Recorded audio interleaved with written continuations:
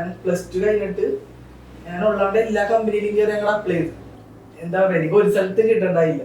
പിന്നെ ട്രൈ അപ്പൊ ഞാൻ വിളിച്ചു എല്ലാരും പറഞ്ഞ വീട് ഒരു കൊല്ലം എന്റെ വെറുതെ വേസ്റ്റ് ആയി, നീ ഇതിന്റെ പുറകെ പോകണ്ട, വീട് വീടെന്ന് കുറെ പേര് പറഞ്ഞെങ്കിലും ഞാൻ വിചാരിച്ചേ ഒന്നും കൂടി നോക്കാം. ഒരു ഞങ്ങൾ ആങ്കറിൽ കിടന്ന സമയത്ത് പോർട്ട് കൺട്രോൾ ഞങ്ങളെ വിളിച്ചിട്ട് വന്ന് ലോ പ്രഷർ ഫോം ചെയ്തിട്ടുണ്ട്. എല്ലാവരും ആങ്കർ എടുത്ത് സ്ലോ സ്റ്റിമിങ് തുടങ്ങിയ റഫ് ഫെദർ ആവാൻ പോകുന്നു. നല്ലൊരു ആട്ടത്തിൽ കുറച്ച് ആട്ടം കണ്ട് ഞാൻ മറ്റേ റോളിങ് ആണ് ഞാൻ എണീറ്റു കഴിഞ്ഞപ്പോൾ ഞാൻ ഉറക്കത്തിൽ തന്നെ ഞങ്ങൾ ഫുൾ ഇതായിട്ടല്ല ഞാനപ്പോൾ പുറത്ത് താഴത്തേക്ക് എന്താ സംഭവിച്ചെന്ന് വേണ്ടി എന്റെ ബെഡിൽ നിന്ന് താഴത്തേക്ക് കാല് വെച്ചപ്പോൾ മൊത്തം വേണം. ഈ 5 MB എന്ന് പറഞ്ഞാൽ റീചാർജ് ചെയ്യാൻ വേണ്ടിയിട്ടുള്ള നെറ്റ് ഇല്ല, അങ്ങനെ റെസ്റ്റ് കാര്യങ്ങളൊന്നും ഇല്ല. അപ്പൊ 8 മണി കഴിഞ്ഞിട്ട് ചീഫ് ഓഫീസർ 2 മണിക്കൂർ നീന്ന് റൂള് പഠിച്ചാൽ പറ്റുള്ളൂ എന്ന് പറഞ്ഞിട്ട് തേർഡ് ഓഫീസറിനൊപ്പം അവിടെ ഇരുത്തും. ഒന്നാദ്യം വയ്യാണ്ടിരിക്കണം, അതിനൊക്കെ പഠിക്കാനൊന്നും പറ്റില്ല. എനിക്ക് തോന്നുന്നു എന്തിനും ഇങ്ങനെ നമ്മള് എന്റെ ഫസ്റ്റ് ടൈമിൽ എന്നെ വിളിച്ചിട്ട് ഞാൻ ആദ്യം എന്റെ പറഞ്ഞ ഞാൻ ഫെയിലിയർ നിന്നാണ് സ്റ്റാർട്ട് ചെയ്തത്. ഞാൻ ആദ്യം പോയത് AET എന്ന് പറഞ്ഞ അമേരിക്കൻ ഇൻസ്റ്റിറ്റ്യൂട്ട് ടാങ്കേഴ്സ്, അവരുടെ ഇന്റർവ്യൂ ചെന്നൈക്ക് വെച്ചിട്ട് ഞാൻ ഫെയിലായി. കുറെ പേരുണ്ട് പൈസ പോയത്, മെയിൻലി GP റേറ്റിംഗ് കോഴ്സിലാണ് പറ്റിക്കുന്നത്. ആ സമയത്ത് ഇങ്ങനെ അവയർനെസ് ഞാൻ പറഞ്ഞാൽ ഇങ്ങനത്തെ അക്കാഡമിക്സും കാര്യങ്ങളൊന്നും ഇല്ല. ആകെ ഷിപ്പിംഗ് എന്ന ഫീൽഡുണ്ട്, ഇങ്ങനെ ഇതിനെപ്പറ്റി അറിയില്ല. അപ്പൊ ആരെങ്കിലും ഇങ്ങനെ പറഞ്ഞു വരുമ്പോൾ ഞാൻ ഇങ്ങനെ പൈസ കൊടുത്തിട്ട് ഇങ്ങനെ കയറാൻ പറ്റും അങ്ങനെയൊക്കെ പറഞ്ഞാൽ ആരെല്ലാം കൊണ്ട് പൈസ കൊടുക്കും. ചിലവരൊക്കെ വിചാരിച്ചിട്ടുണ്ടാവും ഏതെങ്കിലും രാജ്യത്ത് ആ രാജ്യം ഫുള്ള് കറങ്ങാനൊക്കെ അങ്ങനെ സംഭവം ഇല്ല. സത്യം പറഞ്ഞാൽ വന്നിട്ട് ഷിപ്പ് ഫുള്ള് നശിഞ്ഞ് കുറെ പേര് മരിച്ചിട്ടുണ്ട് ആ ഷിപ്പിൽ. എപ്പോഴും പറയും ഇങ്ങനെ കിടക്കാൻ നേരത്തെ ഒരാൾ ഇങ്ങനെ സൈഡിൽ നിന്ന് നോക്കിക്കൊണ്ടിരിക്കണം ഇങ്ങനെ. എനിക്കറിയാൻ വളരെ പുള്ളി എന്നത് പറഞ്ഞത് അങ്ങനെ പറയുന്നത്. യങ് മലയാളീസിനൊക്കെ വരാൻ പോണ ജനറേഷന് ഈ ഫീൽഡ് റെക്കമെൻഡ് ചെയ്യുന്നുണ്ടോ? ഞാൻ ചെയ്യാറുണ്ട്. Hi all, welcome to get set podcast. എൻ്റെ പേര് യദുകൃഷ്ണൻ. ഞാൻ ചീഫ് ഓഫീസർ റാങ്കിൽ സെയിൽ ചെയ്യുന്നു, ഫ്രണ്ട് ലൈൻ കമ്പനിയിലാണ്. സോ ഇന്ന് നമ്മുടെ കൂടെ ഉള്ളത് ഷിതു. എന്തൊക്കെയുണ്ട്? എന്റെ ശരിക്കും വീട് കോതമ്പലാണ്, ഇപ്പൊ ഞാൻ കാക്കനാടാണ് സെറ്റിൽ ആയത്. ഞാൻ ഫോട്ടോ വെച്ച് ഷിതു ഇപ്പം 3 സെയിൽ കഴിഞ്ഞു. അതെ 3 സെയിൽ കഴിഞ്ഞ് എന്റെ കെയർഷിപ്പ് ഫുള്ളായിട്ട് തീർന്നിട്ടില്ല. 3 ഷിപ്പ് കഴിഞ്ഞിട്ട് ഇനി എത്ര മാസം ബാക്കിയുണ്ട്? 4 മാസം കൂടി ബാക്കിയുണ്ട്. എന്റെ എന്താന്ന് വെച്ചാൽ രണ്ടാമത്തെ വെസലിൽ എന്നെ ഹാൻഡ് ഓവർ ആയി. 2.5 മാസം അടിച്ചോളൂ കണ്ടെയ്നർ ബസ്സിലായിരുന്നു. അപ്പൊ അതിന് ചെയ്യാനുണ്ട്. എക്സിക്യൂട്ടീവ് എക്സിക്യൂട്ടീവ് ഞാനും എക്സിക്യൂട്ടീവ് കേട്ടായിരുന്നു. ഞാൻ 32 ആയിരുന്നു. അപ്പം ഈ മെർച്ചൻ്റ് കരിയറിലേക്കുള്ള പേഴ്സണൽ ജേർണി എങ്ങനെയായിരുന്നു? എങ്ങനെയാണ് എത്തിപ്പെട്ടത്? അത് പറയുമ്പോ എന്റെ ചേട്ടൻ ഷിപ്പിലായിരുന്നേ. എന്റെ ചേട്ടൻ ഇപ്പൊ തേർഡ് ഓഫീസർ ഫ്ലീറ്റിലാണ്. അപ്പൊ ഞാനൊരു 10ാം ക്ലാസ് 9-10 പഠിക്കുന്ന സമയത്ത് എന്ന് വെച്ചാൽ വലുതായിട്ട് ഇങ്ങനെ ഇൻസ്പയർ ചെയ്തില്ലെങ്കിൽ പോലും ഈ ചേട്ടൻ ഇങ്ങനെ ഷിപ്പിൽ നിന്ന് വീഡിയോ കോളൊക്കെ വിളിക്കാറുണ്ട്. അപ്പൊ ഈ യൂണിഫോം ഒക്കെ ഇട്ട് ഈ വാക്കി ടോക്കി ഒക്കെ ഇത് വെച്ചിട്ട് ഇങ്ങനെ അതൊക്കെ കാണുമ്പോൾ ഒരു രസമായിട്ടൊക്കെ തോന്നി. പിന്നെ പോരാത്തിട്ട് ഈ മറ്റേ നമ്മ ഈ ജോയിനിങ്ങിന് മുമ്പായിട്ട് ഈ ഹോട്ടലിലൊക്കെ പോയി താമസിക്കുമല്ലോ, ഹോട്ടൽ സ്റ്റേ. ഇതൊക്കെ കാണുമ്പോൾ വലിയ ഹോട്ടലും കാര്യങ്ങളൊക്കെ അങ്ങനെയൊക്കെ എനിക്ക് ഭയങ്കര ഇഷ്ടപ്പെട്ടു. ആ സമയത്ത് അതൊക്കെയായിരുന്നു കാര്യങ്ങൾ, കൂടുതലായിട്ട് എനിക്ക് അറിയില്ല. പിന്നെ ഇതിനായിട്ട് അന്വേഷിച്ചപ്പോ എനിക്ക് ഇഷ്ടപ്പെട്ട് തുടങ്ങി. അങ്ങനെ ഞാൻ ഇങ്ങനെ ചൂസ് ചെയ്തതാ.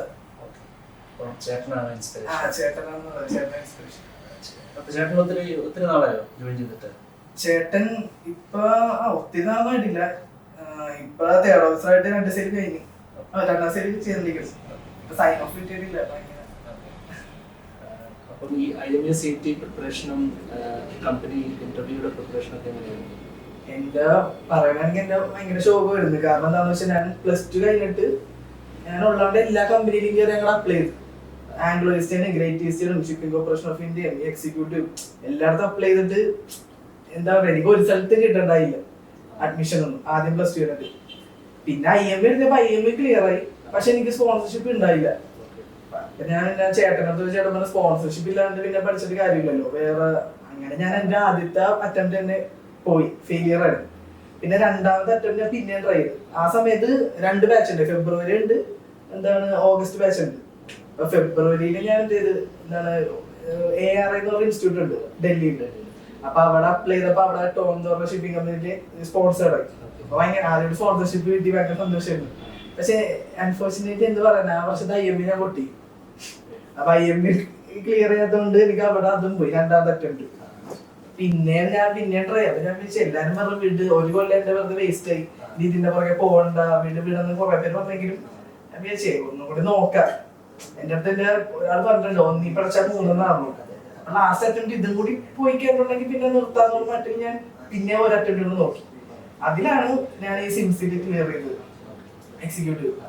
പക്ഷെ ഞാൻ എന്താ ഫസ്റ്റ് ഞാൻ ഇന്റർവ്യൂ ചെയ്തത് എന്താണ് ആംഗ്ലോയിലാണ്. അപ്പൊ ആംഗ്ലോന്റെ റിസൾട്ട് വന്നിട്ടുണ്ടായില്ല. അത് കഴിഞ്ഞിട്ടാണ് എക്സിക്യൂട്ടീവിന്റെ പെട്ടെന്ന് റിസൾട്ട് വന്നു. അപ്പൊ ഞാൻ എക്സിക്യൂട്ടീവിൽ പൈസ അടച്ച് അവിടെ ജോയിൻ ചെയ്യുന്നത് ഇതൊക്കെ ആംഗ്ലോർ റിസൾട്ട് വന്നു. ആംഗ്ലോർ ക്ലിയർ ആയിരുന്നു. ആ പക്ഷെ എന്തേലും ഇവിടെ ആദ്യം പൈസ അടച്ചുകൊണ്ട് ഞാൻ അങ്ങനെ എക്സിക്യൂട്ടീവ് ജോയിൻ ചെയ്ത് അങ്ങനെ കയറിയതാ സിംസില്. കേഡർഷിപ്പ് എന്താന്ന് വെച്ചിട്ടുണ്ടെങ്കിൽ നമ്മ ആദ്യം മനസ്സിൽ വിചാരിക്കുന്ന പോലെ നല്ല കാര്യങ്ങള്. അവിടെ എന്റെ ഫസ്റ്റ് ഷിപ്പിലെ കെമിക്കൽ ടാങ്കർ ആയിരുന്നു. അപ്പൊ ഓൾമോസ്റ്റ് ഏകദേശം ഒരു കൊല്ലം ഞാൻ ജോയിൻ ചെയ്യണത്. അപ്പൊ ഭയങ്കര വെയിറ്റിംഗ് പീരീഡ് ആണ് ESM-ൽ. ഇല്ല നല്ല വെയിറ്റിംഗ് പീരീഡ് സാർ അറിയാൻ പറ്റില്ല. സാറ് ജോയിൻ ചെയ്യുന്ന ടൈമിൽ അങ്ങനെയായിരുന്നു. 7 months 8 months ഉണ്ടായിരുന്നു. US വിസ അതൊക്കെ വരുമ്പോഴത്തേനും പിന്നെ നമ്മുടെ STCW കോഴ്സസ് ഒക്കെ ഉണ്ടല്ലോ. അതെ അതെ. എനിക്ക് ഒത്തിരി വെയിറ്റിംഗ് ആണെന്ന് തോന്നില്ല. എന്നാലും എല്ലാവർക്കും ഉണ്ട്. കുറച്ച് കൂടുതലാണെന്ന് തോന്നുന്നു. ഇപ്പൊ പിള്ളേര് കുറെ പേരുണ്ടല്ലോ. ഇപ്പൊ കുറച്ചും കോമ്പറ്റീഷൻ കൂടുതലായി. അല്ല ഏത് ഷിപ്പ് ഫസ്റ്റ് ഷിപ്പ് ആയിരുന്നു? ഞാൻ ബ്രിട്ടീഷ് പെട്രോളിയത്തിലാണ്, BP-യിലായിരുന്നു. അപ്പം സിംസിലെ പഠിച്ചെങ്കിലും BP-യിലായിരുന്നു. ആ സമയത്ത് സിംസിന്ന് BP-യിലേക്ക് റിക്രൂട്ട് ചെയ്യണ്ടായിരുന്നു. എന്റെ 3 ഷിപ്പും കേഡർഷിപ്പും മൊത്തം ഞാൻ BP-യിലായിരുന്നു. അവിടെ ആ സമയത്ത് എനിക്ക് 7 months എനിക്ക് വെയിറ്റ് വന്നത്. എനിക്ക് കിട്ടിയായിരുന്നു. BP-ൽ ഇപ്പോഴും പഠിക്കണം. എന്റെ ബാച്ചിലും BP വന്നായിരുന്നു. ഗ്യാസ് അല്ലേ, ഗ്യാസ് ആയി. പക്ഷെ ഇപ്പൊ എനിക്കൊന്നല്ല അവര് വിട്ടുന്നുണ്ട്. അവര് ഷിപ്പിംഗ് അവര് ചെറുതായിട്ട് കുറച്ചിട്ട് അവർ കൂടുതലായിട്ട് ചാർട്ടറിങ്ങും കാര്യങ്ങളൊക്കെയാണ് ഷിപ്പൊക്കെ മാനേജ് ചെയ്യാൻ കൊടുത്തേക്കുന്നത്. ആ സമയത്തും ഷിപ്പിന്റെ മാനിങ് ആണ് ചെയ്തോണ്ടിരുന്നത്. ക്രൂ മാനേജ്മെന്റ് ചെയ്തോണ്ടിരുന്നത് കമ്പനിയാണ്. അപ്പൊ ഞാൻ എന്താന്ന് വെച്ചാൽ ഫസ്റ്റ് ഇയർ കയറിയത് കെമിക്കൽ ടാങ്കറിൽ. അപ്പൊ എനിക്കാണെങ്കിൽ ഒരു വക അറിയില്ല ഷിപ്പിനെ പറ്റി. ഷിപ്പാണെങ്കിൽ ഭയങ്കര തീരെ ചെറിയ ഷിപ്പായിരുന്നു. 124 മീറ്റർ ഉണ്ടാവുള്ളൂ ഷിപ്പ്. കെമിക്കൽ ആയതുകൊണ്ടേ ഞാനിപ്പോ ഓർക്കണം ഞാൻ ജോയിൻ ചെയ്തത് പോർട്ട് സ്റ്റേജിൽ വെച്ചായിരുന്നു, ഈജിപ്റ്റ്. ഫസ്റ്റ് ഞാൻ ഒരു സെക്കൻഡ് ഒന്നും അറിയാം. ഫസ്റ്റ് ഫ്ലൈറ്റ്, ഫസ്റ്റ് ഷിപ്പ് എല്ലാം ഫസ്റ്റാ. അപ്പൊ അവിടെ ചെന്ന് പിന്നെ ഒരു 3 മണിക്കൂർ ബോട്ടിൽ പോയിട്ടാണ് ജോയിൻ ചെയ്തത്. അവിടെ ചെന്ന് ഷിപ്പിലായിട്ട് കയറാൻ പറ്റുള്ളൂ. ചെറിയ ഷിപ്പ് ആയതുകൊണ്ടേ ഇതൊന്നും ഡ്രിഫ്റ്റിംഗ് ആണ് ആങ്കർ ആണെങ്കിൽ അറിയില്ല. ആങ്കർ ആയിട്ട് ചാൻസ് ഉള്ളു ഇങ്ങനെ ആയിക്കൊണ്ടിരിക്കുന്നത്. അപ്പൊ എങ്ങനെ കഷ്ടപ്പെട്ട് ഇങ്ങനെ കേറി അതിനുള്ളിൽ ചെന്നപ്പോ തന്നെ മൂടൗട്ടായി. ഒരുമാതിരി ഒരു അവസ്ഥ അതിനുള്ളിൽ. എന്തിനാ അങ്ങനെ വെച്ച കാലം മുമ്പോട്ടെന്നുള്ള രീതിയിൽ അവിടെ അങ്ങനെ പിടിച്ചിരുന്നു. പിന്നെ എന്താ പ്രശ്നം എന്ന് വെച്ചിട്ടുണ്ടെങ്കിൽ ഫസ്റ്റ് ഷിപ്പ് തന്നെ 2 ദിവസം 3 ദിവസം ഉള്ളു മാക്സിമം സെയിലിംഗ്. എന്റെ റൂട്ട് എന്ന് പറഞ്ഞാൽ മറ്റേ യൂറോപ്യൻ റൂട്ടായിരുന്നു. ഈ ബേ ഓഫ് ബിസ്കി ഇംഗ്ലീഷ് അല്ല അവിടെ മെഡിറ്ററേനിയൻ ബേ ഓഫ് ബിസ്കി. അപ്പൊ ഫുള്ള് റോളിങ്ങും പ്രശ്നങ്ങളും. പിന്നെ 2-3 ദിവസം വോയേജ്, പുറത്തിറങ്ങി അറൈവൽ ഡിപ്പാർച്ചർ, ടാങ്ക് ക്ലീനിങ്, പിന്നെ കയറുക, ഡിസ്ചാർജ് ചെയ്യാൻ. അങ്ങനെ ടോട്ടൽ എനിക്ക് 18 ടാങ്ക് ഉണ്ട്. അപ്പൊ കയറ്റുന്നതാണെങ്കിൽ 5-6 വേറെ ഗ്രേഡ് കാർഗോയാണ്. അപ്പൊ എപ്പോഴും നോക്കിയാലും ടാങ്ക് ക്ലീനിങ് മടുത്ത് ഭയങ്കര ഷോക്കായിരുന്നു ആദ്യത്തെ ഷിപ്പ്. ഞാൻ ഫസ്റ്റ് ഷിപ്പ് അങ്ങനെയായിരുന്നു. പക്ഷെ സെക്കൻഡ് ഷിപ്പ് എത്തിയപ്പോ ടോട്ടലി മാറി. കണ്ടെയ്നർ ആയിരുന്നു. കണ്ടെയ്നർ കയറിയപ്പോ തന്നെ ഭയങ്കര കഷ്ടപ്പാടായിരുന്നു ഈ ഷിപ്പ്. അപ്പൊ ഇവിടെ ഭയങ്കര ഈസി. പോരാത്തതിന് അതൊരു 29 കൊല്ലം പഴക്കമുള്ള കണ്ടെയ്നർ ഷിപ്പ്. ക്വാളിറ്റി ഷിപ്പിന്റെ ഇതൊന്നും അത്ര നല്ലതല്ലെങ്കിലും അത് ആദ്യത്തെ 1 മാസം മാത്രം ഭയങ്കര പണിയുണ്ടാവുള്ളൂ. പിന്നെ ഷിപ്പ് ഹാൻഡ് ഓവർ ആവാൻ പോണെന്നുള്ളൊരു റൂമർ ഇങ്ങനെ ഷിപ്പിന്റെ ഉള്ളിൽ വന്ന് നടക്കണേ. മിക്ക ഷിപ്പിലും ഉണ്ട് ഹാൻഡ് ഓവർ ആവാൻ പോണെന്ന്. അത് അങ്ങനെ ഹാൻഡ് ഓവർ ആവില്ല എന്നൊക്കെ പറഞ്ഞില്ല. എല്ലാ അവസരം കൺഫേം ആയപ്പോ പിന്നെ ഒരു പണിയില്ല ഷിപ്പിൽ. ആരും ഒന്നും ചെയ്യണില്ല. അപ്പൊ ക്യാപ്റ്റൻ ഇങ്ങനെ പറയും രാവിലെ 9 മണിക്ക് മറ്റേ ബ്രേക്ക് ഓഫ് അക്കോമഡേഷൻ അങ്ങനെ വാ. അപ്പൊ ബോസ് ഞാൻ AB chief officer, captain chief officer ഭയങ്കര ക്രിക്കറ്റ് കളിക്കാറ്. ക്രിക്കറ്റ് ഭ്രാന്ത. അപ്പൊ അങ്ങോട്ട് വരാൻ പറയാണ്. ഞങ്ങൾ ക്രിക്കറ്റ് കളി 9 മണി 12 മണി ക്രിക്കറ്റ് കളി. 12 to 4 ഞാൻ പോയി കിടന്ന് ഉറങ്ങും. പിന്നെ 4 to 8 വാച്ചിന് നിന്നിട്ട് പിന്നെയും പേപ്പർ വർക്ക് കാര്യങ്ങളും ഉണ്ടെങ്കിലും പിന്നെയും ക്രിക്കറ്റ് കളി ബ്രിഡ്ജ് നിന്നിട്ട്. എന്നുവെച്ചാൽ ബ്രിഡ്ജില് ഫുൾ എക്യുപ്മെന്റ് സ്റ്റാർബോർഡ് സൈഡ് ആയിരുന്നു. പോർട്ട് സൈഡ് ഫുള്ള് വേക്കന്റ് ആയിരുന്നു. അപ്പൊ അവിടെ നിന്ന് ക്യാപ്റ്റൻ ചീഫ് ഓഫീസർ ഞാൻ പിന്നെ അവിടെ കളിക്കാനൊക്കെ ഉണ്ടായിരുന്നു. ഭയങ്കര ഫണ്ണായിരുന്നു സെക്കൻഡ് ഷിപ്പ്. മൂന്നാമത്തെ ഷിപ്പും പിന്നെ ഒന്നും പറയണ്ട, ഭയങ്കര ഇഷ്ടം. എനിക്ക് അടിച്ചതിൽ ഏറ്റവും സൂപ്പർ ഷിപ്പ് 3ാമത്തെ ഷിപ്പായിരുന്നു. ഗ്യാസ് ആയിരുന്നു. ഗ്യാസ് ഇതേപോലെ തന്നെ ചീഫ് ഓഫീസർ എന്ന് പറഞ്ഞാൽ സൂപ്പർ ചീഫ് ഓഫീസർ ആയിരുന്നു. ഭയങ്കര ഇഷ്ടം ചീഫ് ഓഫീസറിനെ. അത് ഭയങ്കര അടിപൊളിയായിരുന്നു. ഷോർ ലീവും കാര്യങ്ങളൊക്കെ ആയിരുന്നു. അത് സൗത്ത് അമേരിക്ക റൂട്ടായിരുന്നു. കാർട്ടഗീന, കൊളംബിയ, പിന്നെ സാൻ പെട്രോ അവിടെയൊക്കെ ആയിരുന്നു. അപ്പൊ 10 ദിവസം 15 ദിവസം ആങ്കറേജ്. അപ്പൊ ആങ്കറേജ് കിടക്കുമ്പോ ഷോർ ലീവിന് പോവും, ഭയങ്കര സുഖമായിരുന്നു. അപ്പം ഈ ഏതെങ്കിലും സൈഡിനിടയ്ക്ക് റഫ് വെതർ അങ്ങനെ എക്സ്പീരിയൻസ് ചെയ്തിട്ടുണ്ടോ?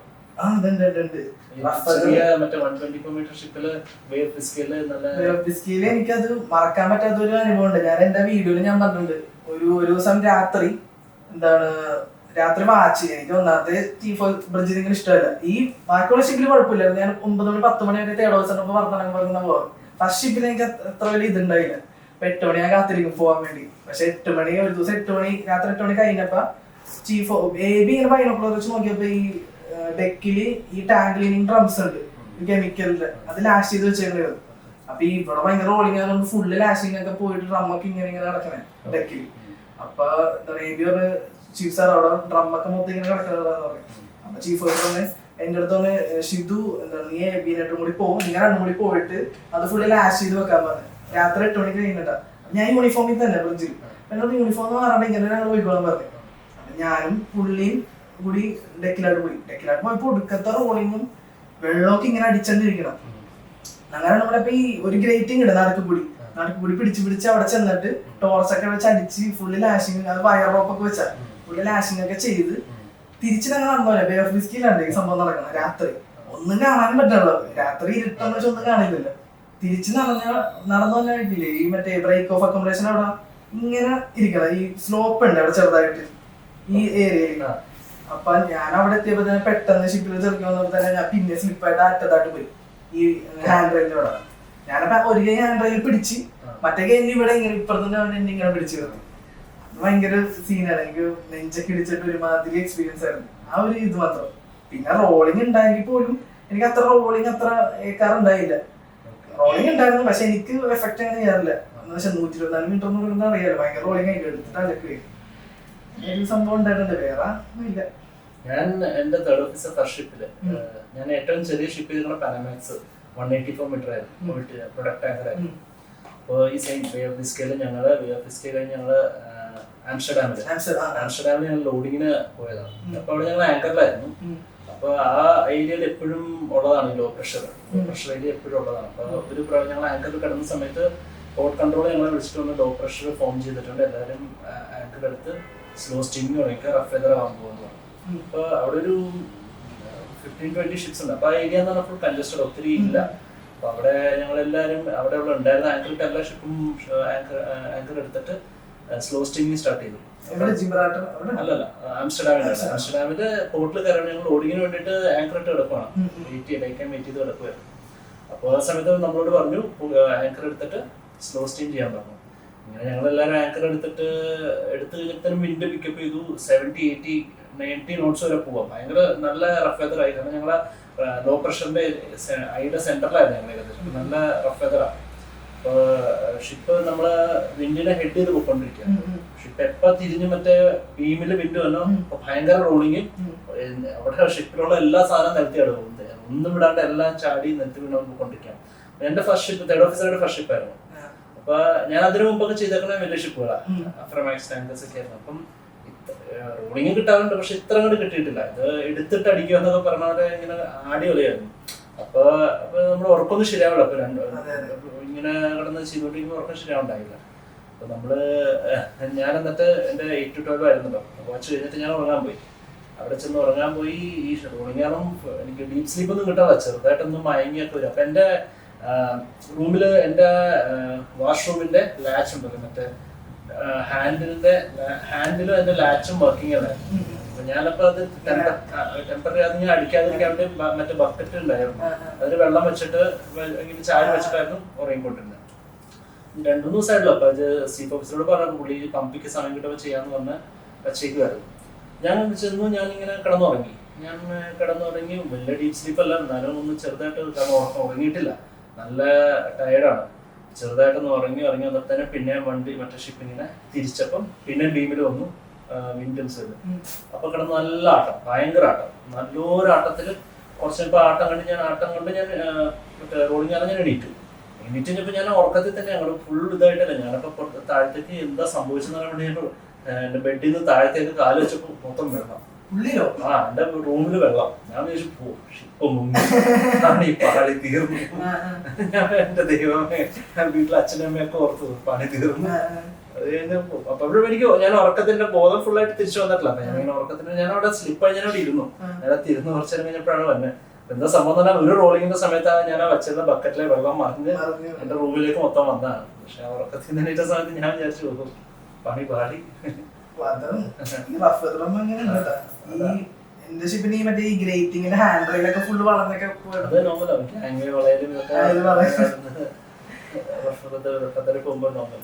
അല്ലെ പിന്നെ ഈ ഹോസ് ബോക്സ് കൊറേ സാധനം നശിക്കാറുണ്ട്.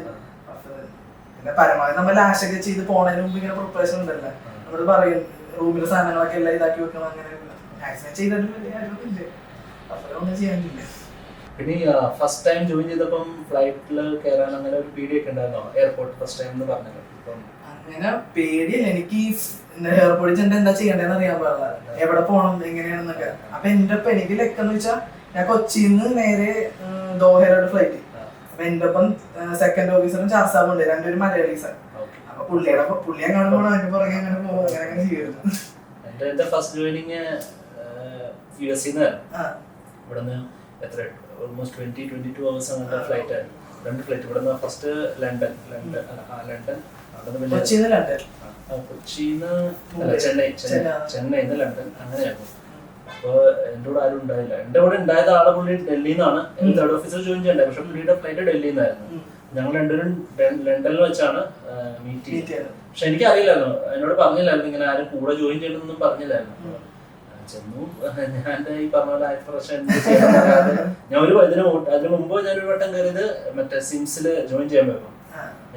ഞങ്ങളുടെ സ്പെഷ്യൽ ബാച്ച് ആയിരുന്നു, ഞങ്ങളുടെ 120 ബാച്ച്. ഞങ്ങളുടെ ആദ്യം 80 ബാച്ച് ആയിരുന്നു, 80 കാഡറ്റ്സിന്റെ ബാച്ച് ആയിരുന്നു. അത് കഴിഞ്ഞപ്പോഴാണ് അവർക്ക് കുറച്ച് അപ്രൂവൽ ഇട്ടിട്ട് 120 ബാച്ച് ആക്കാൻ, ഓഗസ്റ്റ് ബാച്ച്. അപ്പൊ പെട്ടെന്ന് ഞങ്ങൾക്ക് മറ്റേ വിളിച്ചിട്ട് 40 ഞങ്ങൾ 40 പേരെ കൂടെ വിളിച്ചിട്ട് ഇപ്പൊ ഞങ്ങളോട് പറഞ്ഞു പിറ്റേ ദിവസം ഞങ്ങൾക്ക് ഫ്രൈഡേ കണ്ടാണ്, ഫ്രൈഡേ ഈവനിങ് ആണ് കൺഫർമേഷൻ, പിന്നെ മൺഡേ ജോയിൻ ചെയ്യണം. അപ്പോൾ ട്രെയിനൊക്കെ പോസിബിൾ അല്ല. ഞാൻ അപ്പോഴാണ് ഞാൻ ആദ്യമായിട്ട് ഫ്ലൈറ്റിൽ കയറി.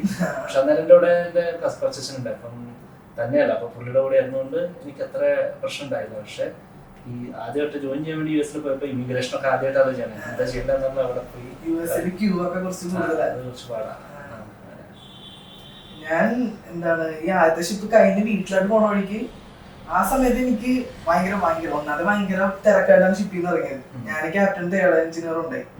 അപ്പൊ കൈറോന്ന് അവിടുന്ന് മസ്കല്ലാണ്ട് ഫ്ലൈറ്റ്. അപ്പൊ ഞാനാണെങ്കിൽ വൈകി, ഞങ്ങൾ എല്ലാവരും വൈകി. ഞാൻ അവിടെ ചെന്നപ്പോഴേക്കും ക്യാപ്റ്റനും പോയി, തേർഡ് എഞ്ചിനീയർ പോയി, ഞാൻ ബാക്കിലായി. ഞാൻ ക്യൂ ഒക്കെ നിന്നപ്പോ ഭയങ്കര ടെൻഷൻ. ഞാൻ പ്രത്യേകിച്ച് അറിയാമെങ്കിലും ഇങ്ങനെ ഇതുണ്ട്.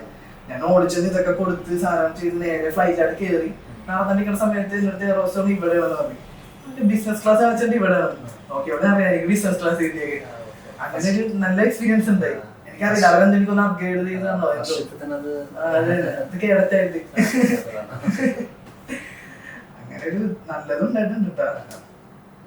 പിന്നെ എന്താ ഈ അവസാനത്തെ ഷിപ്പിലൊക്കെ ജോയിനിങ് ഇതൊക്കെ സാൻ പെട്രോ 4 ഫ്ലൈറ്റ് കയറി പോണം. തുടക്കത്തില് ഫ്ലൈറ്റിൽ നമുക്ക് ഭയങ്കര ഇൻട്രസ്റ്റ് ആയിരിക്കും. കുറച്ച് കഴിയുമ്പോൾ ഒരു മടുപ്പാവും. 10 മണിക്കൂറൊക്കെ ഫ്ലൈറ്റിലൊക്കെ പാടലിരുന്നിരുന്നു. പിന്നെ ഈ ഷോർ ലീവ് ആദ്യമായിട്ട് എവിടെയാണ് കിട്ടിയത്? ഷോർ ലീവ് ഞാൻ ഫാമിലിയോട് പോണത് റീയൂണിയൻ ഐലൻഡ്സ് എന്ന് പറഞ്ഞൊരു ഐലൻഡ് ഉണ്ട്, ഇന്ത്യൻ ഓഷൻ, മൗറീഷ്യസിന്റെ. അപ്പൊ ആദ്യത്തെ വോയേജ് അങ്ങനെയായിരുന്നു.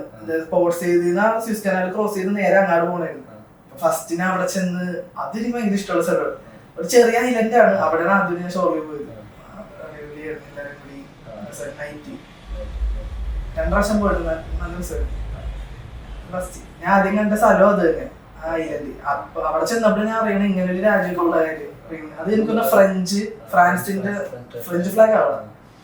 അങ്ങനെ ഞാൻ ഇങ്ങനെ ആലോചിച്ചു ചില സ്ഥലത്ത് പോയി, നാട്ടിലുള്ളവരൊന്നും അറിയണില്ല ഇങ്ങനെയൊക്കെ സ്ഥലമുള്ള കാര്യമൊക്കെ. നമ്മുടെ ഈ ഫീൽഡിന്റെ ഒരു ബെസ്റ്റ് പാർട്ട് അതാണ്, നമുക്ക് ഫ്രീ ഓഫ് കോസ്റ്റ്. അതെ അതെ, അധികം പൈസ ഇല്ല. പിന്നെ പോരാത്തതിന് ചീഫ് ഓഫീസറും മാസ്റ്ററൊക്കെ ഉള്ളതുകൊണ്ട് സുഖമുള്ളത്. എന്റെ കഴിഞ്ഞ ഷിപ്പിലും അതെ, എന്റെ ഇവിടെ കേഡറ്റ് ഉണ്ടായിരുന്നു. ഞങ്ങൾക്ക് നോർമലി ചീഫ് ഓഫീസേഴ്സ് മറ്റേ ഓയിൽ ടാങ്കറിൽ ഷോർ ലീവ് പോക്ക് ഭയങ്കര കുറവാണ്. കാരണം കാർഗോ 24 hours കാർഗോ തീരും, അങ്ങനെയൊക്കെ ഫുൾ ഷോർട്ട് ആയിരിക്കുമല്ലോ. അപ്പം നോർമലി കുറവായിരിക്കും. പക്ഷേ ഞങ്ങളുടെ എൻ്റെ കഴിഞ്ഞ ഇപ്പം ലാസ്റ്റ് ഷിപ്പിൽ പ്രൊഡക്റ്റ് ആങ്കറായിരുന്നു.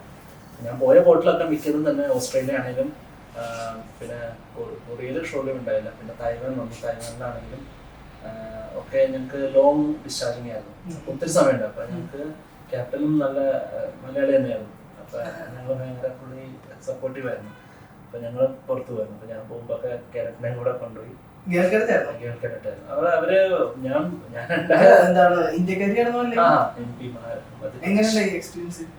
കുഴപ്പമൊന്നുമില്ല. എനിക്ക് പോയ സമയത്ത് ചെറിയ ടെൻഷൻ ഉണ്ടായിരുന്നു.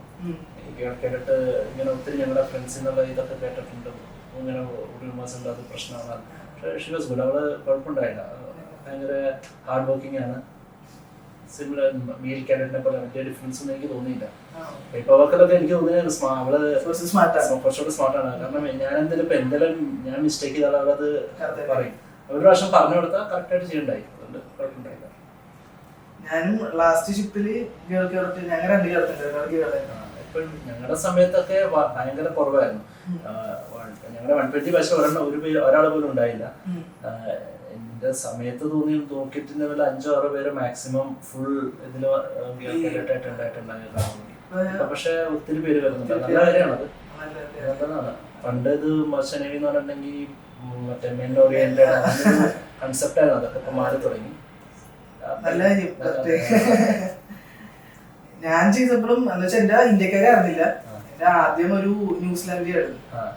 എന്ന് വെച്ചാൽ എന്റെ ജിയോ ഗ്യാസിന്റെ ഓണർ ജിയോ ഗ്യാസ് ആയിരുന്നു. അപ്പൊ ഓണർസ് കേടത്തായിരുന്നു. പിന്നെ രണ്ടാമത് കൊളംബിയ തന്നെ ഒരു രണ്ടുപേരും നല്ലതായിരുന്നു. അപ്പം ഇമോഷണലി ജോയിൻ ചെയ്യാൻ പറഞ്ഞപ്പം ഫാമിലി എന്നുള്ള എങ്ങനെയായിരുന്നു? എല്ലാവർക്കും ഓക്കെ ആയിരുന്നു? അച്ഛനും ഓൾറെഡി ചേട്ടനുള്ളതുകൊണ്ട് ഓക്കെ ആയിരുന്നില്ല. രണ്ടുപേരും പോകണ്ട. അതെ അതെ അതെ. എന്റെ അമ്മക്കാണെങ്കിൽ വലിയ താല്പര്യമൊന്നും ഉണ്ടായില്ല. അമ്മക്ക് എപ്പോഴും അമ്മയുടെ ഒപ്പം തന്നെ നിൽക്കുന്നത്. എല്ലാ അമ്മേരും അങ്ങനെയുള്ള. അപ്പൊ പിന്നെ പോരാത്തതിന് ചേട്ടന്റെ ഷിപ്പിലാണ് നെറ്റ് ഒട്ടും ഉണ്ടായില്ല. SCയിലായിരുന്നു ചേട്ടൻ ഷിപ്പ്. അപ്പൊ ചേട്ടന് 5 MB ഉണ്ടാവുള്ളൂ മാസം. ഈ 5 MB എന്ന് പറഞ്ഞാൽ റീചാർജ് ചെയ്യാൻ വേണ്ടിയിട്ടുള്ളത്. അപ്പൊ നെറ്റ് ഇല്ല. പറയണെങ്കിൽ 100 MBക്ക് 1200 അടക്കം ഇന്ത്യൻ മണി. അപ്പൊ നെറ്റ് ഇല്ലാത്തതുകൊണ്ട് വീട്ടിലാടൊന്നും വിളിക്കാറുള്ള അങ്ങനത്തെ പ്രശ്നമൊക്കെ ആയതുകൊണ്ട് അമ്മക്ക് എന്നോട് ഒരു താല്പര്യമില്ല. പിന്നെ എനിക്ക് ഇഷ്ടമാണ് അങ്ങനെ ഒരു ഇതായിട്ടാണ് പിന്നെ എന്റെ അടുത്ത് നിൽക്കാൻ പറഞ്ഞത്. പിന്നെ ഞാൻ പോയപ്പോഴും 100 MB ഉണ്ടാവുള്ളൂ മാസം. 100 MB ആണ് ആഴ്ച. അപ്പോഴും വലുതായിട്ടൊന്നും ഇങ്ങനെ വിളിക്കാൻ പറ്റും. 100 MB കഴിഞ്ഞ് നമുക്ക് പൈസ കൊടുത്ത് പൈസ $20 കൊടുത്താൽ പിന്നെ 100. അങ്ങനെ ഞാൻ ചെയ്തപ്പോഴും അങ്ങനെയായിരുന്നു. ഫസ്റ്റ് ഷിപ്പിൽ ഫ്രീ ആയിരുന്നു, അൺലിമിറ്റഡ് ആയിരുന്നു. ഫ്രീ അൺലിമിറ്റഡ് അൺലിമിറ്റഡ് ആയിരുന്നു. അത് കഴിഞ്ഞ് ഞാൻ തേർഡ് ഓഫീസറായിട്ട് ഞാൻ ESMലും ചെയ്തു. ആ സമയത്ത് ഇതായിരുന്നു, ഫ്രീ ഉണ്ടായില്ല, നമുക്ക് പൈസ കൊടുത്ത് വാങ്ങാം. എത്ര 50 MB നല്ല കാശായിരുന്നു. 50 MBക്ക് $20 അങ്ങനെ നല്ല പൈസ ആയിരുന്നു. അല്ല, ആദ്യത്തെ ഷിപ്പിൽ അതും ഉണ്ടായില്ല. ആദ്യത്തെ ഷിപ്പിൽ മറ്റേ ഇമെയിൽ സിസ്റ്റം മാത്രം. സമയത്തൊക്കെ ഞങ്ങളൊക്കെ പ്രതിക്കൂടെയൊക്കെ പോയവരാണ് ഇമെയിൽ സിസ്റ്റം. അതായത് നമുക്ക് ഷിപ്പിലേക്ക് തന്നെ മെയിലോട്ടത്തിൽ ക്രൂ മെയിൽ ഉണ്ടാകും. നമുക്ക് ഡെയിലി ഒരു മെയിൽ അയക്കാം. ഒരു മെയിൽ 1-2 മെയിൽ വരാം. ഡിപ്പെൻസ് ഉണ്ട്. കൂടുതലൊന്നും അയക്കാം, 1-2 മാക്സിമം. അത് പിന്നെ അത് ക്യാപ്റ്റൻ കണക്ട് ചെയ്യുന്ന അനുസരിച്ചാണ്. ക്യാപ്റ്റൻ മെയിൽ കണക്ട് ചെയ്താൽ വരും. നമുക്ക് ഇഷ്ടമുള്ളപ്പോൾ വരാം, അതൊന്നുമില്ല. എപ്പോഴാണോ മെയിൽ കണക്ട് ആക്കണം അന്നേരം നമുക്ക് മെയിൽ വരും. പക്ഷെ അത് വരണമെന്ന് വെച്ചാൽ എല്ലാവരും ഒരുമിച്ചായിരിക്കും. ആർക്കും ആരോന്ന് വായിക്കാം. ഒരു പ്രൈവസി പരിപാടി ഉണ്ടായിരുന്നില്ല. അപ്പൊ ഇതൊക്കെ ഭയങ്കരമായിട്ട് മാറി. ഇപ്പൊ എല്ലാ കമ്പനീസിലും ഫ്രീ ഇന്റർനെറ്റും എല്ലാം. അപ്പൊ ഈ ലൈഫ് അറ്റ് സീയിലെ ബെസ്റ്റ് മൊമെന്റ് ആയിട്ട് തോന്നുന്നത് എന്താണ്? ബെസ്റ്റ് മൊമെന്റ് എന്ന് പറഞ്ഞിട്ടുണ്ടെങ്കിൽ ഞാൻ കുറെ സംഭവമൊക്കെ ഞാൻ ആദ്യത്തെ ഷിപ്പിൽ ഒരു ദിവസം രാത്രിയായിരുന്നു. അപ്പൊ 8 മണി ആവാറായിരുന്ന സമയം ഞാനിങ്ങനെ ചുമ്മാ പേപ്പർ വർക്ക് കഴിഞ്ഞിട്ട് ചുമ്മാ ഫ്രണ്ടിൽ വന്നിങ്ങനെ നിൽക്കുക. ചുമ്മാ ഞാൻ പുറത്തടുപ്പ് ഒരു നീല കളർ ഇങ്ങനെ കണ്ടിരിക്കുക. ഗൾഫ് ഓഫ് ഏതൻ അവിടെ എന്തൊക്കെയാണ്. ഞാൻ നോക്കിയപ്പോ ഒരു നീല കളർ. ചീഫ് ഓഫീസർ പോയി നോക്കാൻ പറഞ്ഞു ബ്രിഡ്ജ് വിങ്ങിൽ. ഞാൻ ബ്രിഡ്ജ് വിങ്ങിൽ നോക്കിയപ്പോ ഈ ഷിപ്പിന്റെ സൈഡ് അല്ലെങ്കിൽ സ്ഥലം ഫുള്ള് നീല കളർ, മറ്റേ ബയോലൂമിനിസെൻസ്. ഞാൻ നോക്കിയപ്പോ ചീഫ് ഓഫീസർ നീ ഒരു കാര്യം ചെയ്യും, ഈ ബാക്കിൽ പോയിട്ട് നോക്ക് പ്രൊപ്പലറിന്റെ അവിടെ. പ്രൊപ്പലറിൽ പോയി നോക്കിയപ്പോ നിറച്ച് നീല കളർ. അപ്പൊ നോർമലി നീല കളർ വരുമെങ്കിലും അത്രയ്ക്ക് വരില്ല. പക്ഷെ ആ സമയത്ത് എന്താന്ന് പറഞ്ഞാൽ നല്ല ലൈറ്റ് ഉണ്ടായി, നല്ല രീതിയിൽ. അപ്പൊ അങ്ങനെ ഒരു സംഭവം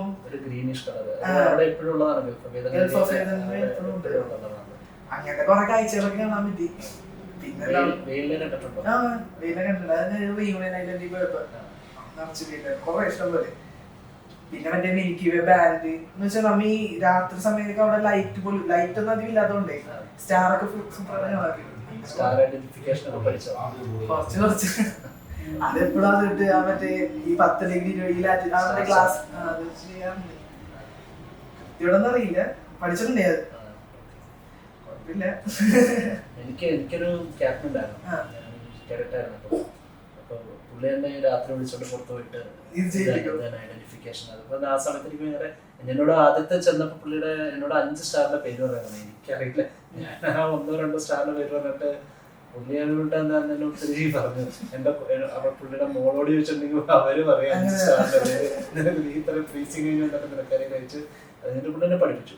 അപ്പൊ അങ്ങനെയാണ് ഞാൻ ഓരോ കോൺസ്റ്റലേഷൻസ് സ്റ്റാർസ് ഐഡന്റിഫിക്കേഷൻ ഒക്കെ ചെയ്ത് പഠിച്ചത്. ഞാനിപ്പോ എന്റെ കാഡറ്റ്സിനെയും പഠിപ്പിക്കും. ഞാനത് വരുമ്പോ അവരെ ഇങ്ങനെ പുറത്തോട്ട് ഇങ്ങനെ കാണിച്ചു പഠിപ്പിക്കും. ഇത് ഇതിന്റെ സത്യം പറഞ്ഞാൽ ഈ സ്റ്റാർ വെച്ച് കണ്ടുപിടിക്കണം അതിന്റെ ആവശ്യമുണ്ടോ സത്യം? ഈ അക്യുറൻസി കാര്യങ്ങളൊക്കെ ഉള്ളതുകൊണ്ട് GPS എപ്പോഴും പേര് ശരിക്കും നമ്മൾ സ്റ്റാർ ഐഡന്റിഫൈ ചെയ്ത് നമ്മുടെ പൊസിഷൻ ഒന്നെങ്കിൽ ഒന്നും നമ്മുടെ ജൈറോയുടെ എറർ കണ്ടുപിടിക്കാനായിട്ട്. ജൈറോ എറർ എന്തായാലും നമുക്ക് അത്യാവശ്യമാണ്, കാരണം നമ്മുടെ അതൊരു ഇലക്ട്രിക്കൽ എക്യുപ്മെന്റ് ആണ്. അതിനെപ്പോഴും എന്തായാലും എറർ വരാം. അപ്പൊ നമുക്ക് അറിയണം എത്ര എറർ. അപ്പൊ നമ്മൾ ഡെയിലി എല്ലാ വാച്ചിനും കമ്പയർ ചെയ്തുകൊണ്ടിരുന്നാലാണ് നമുക്ക് അറിയാൻ പറ്റുള്ളൂ അതിൽ എറർ ഉണ്ടോ.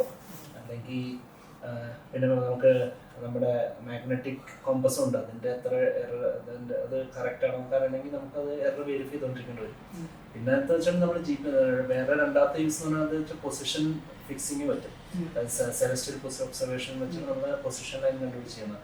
അതെന്താ വെച്ചാൽ ഈ GPS എന്ന് പറഞ്ഞിട്ടുണ്ടെങ്കിൽ ഇപ്പൊ നമ്മൾ ഇപ്പൊ റീസെന്റ് ആയിട്ട് കണ്ടിട്ട് GPS സ്പൂഫിംഗ് ജാമിംഗ് എന്ന് പറഞ്ഞിട്ട് എപ്പോഴും നടക്കുന്ന ഒരു പരിപാടിയാണ്. ഈ ഫുജേറ നമ്മൾ മുകളിൽ ഇറാൻ സൈഡിലൂടെ പോകുമ്പോൾ നമ്മൾ നോക്കിക്കൊണ്ടിരിക്കുന്ന സമയത്ത് എക്സിസ്റ്റ് നമ്മുടെ പൊസിഷൻ നമ്മൾ നടുക്ക് കടൽ മീൻസ് TSS നടുക്കിരിക്കുന്ന സാധനം നിന്ന നിൽക്കുന്ന നേരെ ലാൻഡിലേക്കൊക്കെ ചാടും. അതാണ് അതിപ്പോ മെയിൻ അവരുടെ പരിപാടിയാണ്. എന്ന് വെച്ചാൽ നമുക്കിപ്പം റിലേ ചെയ്യാൻ പറ്റില്ല GPS. അവര് GPS സ്പൂഫ് ചെയ്യണത് ഈ ഹാക്കേഴ്സ് എന്ന് പറഞ്ഞ പോലെ അവര് സ്പൂഫ് നമ്മുടെ പൊസിഷൻ അങ്ങോട്ട് ഷിഫ്റ്റ് ചെയ്യിക്കുകയാണ്.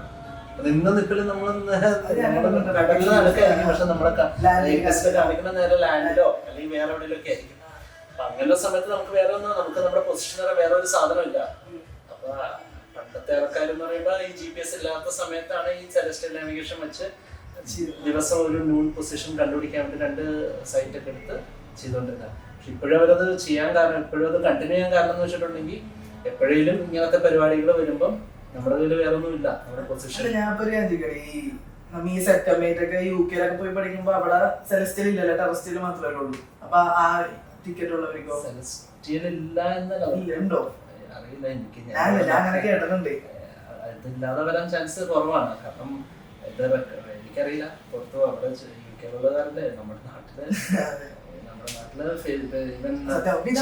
അച്ചീവ്മെന്റിന്റെ സമയത്തും നമുക്ക് സെലസ്റ്റിയൽ ഉണ്ട്. ഫേസ് 1 സമയത്ത് സെലസ്റ്റിയൽ നാവിഗേഷൻ ഉണ്ട്. അപ്പോൾ നമ്മുടെ DG ഷിപ്പിംഗ് പ്രൊമോട്ട് ചെയ്യേണ്ടത് ചെയ്യണം എന്നാണ് പറഞ്ഞത്. ഒരു കണക്കിന് മീൻസ് ഞാനും കറക്റ്റ് ആയിരുന്നു. ഞാൻ ഇതൊക്കെ എന്ത് കാര്യത്തിൽ, പക്ഷെ ഇപ്പൊ ഈ സ്പൂഫിങ്ങും ജാമിങ്ങും വന്ന് കഴിഞ്ഞപ്പോൾ എനിക്ക് മനസ്സിലായിട്ടില്ല. കാരണം ഇവർക്ക് ഇപ്പൊ ഈ GPS എന്ന് പറഞ്ഞാൽ ഫുള്ളി US നേവി കൺട്രോൾ ചെയ്യുന്ന സാധനമാണ്. അവരതിൽ ചെറിയൊരു ടൈം ഡിലേ വെച്ചിട്ടുണ്ടെങ്കിൽ നമ്മുടെ പൊസിഷൻ ഭയങ്കരമായിട്ട് ഷിഫ്റ്റ് ആകും. അപ്പൊ ആ ഒരു ഇത് വെച്ചിട്ടാണ് നമ്മളത് കളയാത്തത്. കാരണം നമ്മള് വൺസ് ഇൻ എ വോയിസ്, പഴയ ക്യാപ്റ്റനൊക്കെ കിട്ടിയിട്ട് അവർ പറയും once in a voice sight എടുത്തേ പറ്റും. ഒരു പൊസിഷൻ ഫിക്സ് ചെയ്ത് സൈറ്റ് കാൽക്കുലേഷൻ ചെയ്യണം.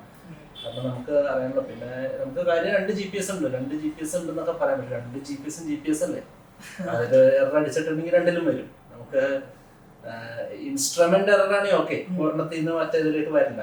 പക്ഷെ GPS-ൽ ഇങ്ങനത്തെ സ്പൂഫിങ്ങും കാര്യങ്ങളൊക്കെ ആണെങ്കിൽ ഒരെണ്ണത്തിലും 2-ത്തിനും സെയിം എഫക്റ്റ് ആണ്. അതുകൊണ്ടാണ് അവര് പ്രൊമോട്ട് ചെയ്യുന്നത്. എപ്പോഴും കണ്ടിന്യൂ ചെയ്ത് പോകുന്നത്.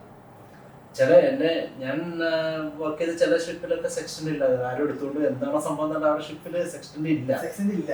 അപ്പൊ ഇപ്പോഴൊക്കെ ചിലതിനങ്ങനെ കിട്ടാറില്ല, അറിയില്ല. അപ്പൊ ഇപ്പൊ ബെസ്റ്റ് മൊമെന്റ് ഉള്ളു, അതുപോലെ വേസ്റ്റ് മൊമെന്റ് എന്താണ്? എനിക്ക് ഞാൻ പറയാം, എന്റെ ചീഫ് ഓഫീസറിന്റെ സൈഡിൽ നിന്ന് വേസ്റ്റ് മൊമെന്റ് ഉണ്ടായിരുന്നു. അതും ഫസ്റ്റ് ഷിപ്പിലായിരുന്നു. അപ്പൊ ഇങ്ങനത്തെ ആൾക്കാരൊക്കെ ഷിപ്പിലുണ്ടെന്ന് അവിടെ ചെന്നപ്പോൾ ഞാൻ എന്താന്ന് വെച്ചാൽ ചീഫ് ഓഫീസർ എനിക്കറിയില്ല, ചീഫ് ഓഫീസർ എന്നെ കണ്ടിടായിരുന്നു. പുള്ളി ഭയങ്കര സ്ഥിരം എപ്പോഴും ചീത്തമായ കാര്യങ്ങളൊക്കെ. അപ്പൊ ഒരു ദിവസം ഇത് അത്ര വേസ്റ്റ് പോലെ ഞാൻ പറഞ്ഞില്ല, എന്നാലും ഒരു ദിവസം ഈ കാർഗോ ഓപ്പറേഷൻ ഒക്കെ നടന്നിരിക്കണേ. റോഡിലെ തിരക്കൊക്കെയാ. അപ്പൊ എന്റെ ഷിപ്പ് ഫുള്ള് മാനുവലാ. ഈ പമ്പ് റൂമില് ഒരു വാൽവൂല ഒന്നുമില്ല, ഫുള്ളും ഈ ബെലാസ്റ്റ് എല്ലാം മാനുവലാ. അപ്പൊ ഫുള്ള് കയറിറങ്ങി അത് ചെയ്തിരിക്കുന്ന സമയത്ത് ചീഫ് ഓഫീസർ പറഞ്ഞ് ഒരു കാര്യം ചെയ്യും, എന്താണ് മെറ്റൽ ബ്രൈറ്റ് എടുത്തിട്ട് ഈ RSR മറ്റേ റസ്റ്റ് റിമൂവർ എടുത്തിട്ട് ഈ CCR ബൾക്ക് ഹെഡ് ഇല്ലേ, ബൾക്ക് ഹെഡ് ക്ലീൻ ചെയ്യാൻ പറഞ്ഞു. ഓക്കെ, ഞാൻ അപ്പൊ എടുത്തിട്ട് ക്ലീൻ ചെയ്യണമെങ്കിൽ സമയത്താണ് എന്നോട് ചോദിച്ചു, നീ നേരെ ഗ്ലൗസ് ഇല്ലെന്ന് പറഞ്ഞു. ഞാൻ പറഞ്ഞ ഗ്ലൗസ് ഇപ്പൊ എനിക്കറിയില്ല. അപ്പൊ ഗ്ലൗസ് ഊരിയിട്ട് ഞാൻ ഫുള്ള് ആർക്കെന്ന് വെച്ചാൽ കെമിക്കലാണ്. ഞാൻ ഇങ്ങനെ ഒരച്ചൊരച്ചൊരച്ച് ഇങ്ങനെ സമയത്ത് ചീഫ് ഓഫീസർ ബാക്കിൽ തന്നെ കുറെ ചീത്ത പറയാ, അങ്ങനെ കേൾക്കാത്ത പോലെ ഇങ്ങനെ ചെയ്തോണ്ടിരിക്കുന്നത്. കുറച്ചേരം കഴിഞ്ഞപ്പോഴേ ഇങ്ങനെ കയ്യിലെ സ്കിന്നിങ് ഇങ്ങനെ വരാൻ തുടങ്ങി.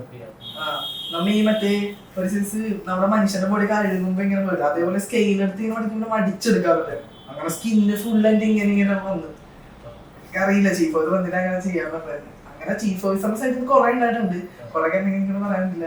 പിന്നെ പോരാത്തതിന് ഈ എന്താ മറ്റേ ഇക്വേറ്റർ ക്രോസിംഗ് സെറമണി പിന്നെ ഫണ്ണായിരുന്നു. എന്നാലും അത് ഭയങ്കര ഒരു മൊമെന്റ് ആയിരുന്നു. മുട്ടടിച്ചു എന്ന് വെച്ചാൽ ഇക്വേറ്റർ ഒരു ആദ്യമായിട്ട് ഞാൻ ക്രോസ് ചെയ്തപ്പോ രാത്രിയായിരുന്നു. ഇപ്പൊ എന്നോട് ചീഫ് പറഞ്ഞു ഇപ്പൊ ഇക്വേറ്റർ ക്രോസ് ചെയ്തത്, അതായത് തിരിച്ചു വന്നവിടേക്ക് ഉച്ചക്കായിരുന്നു.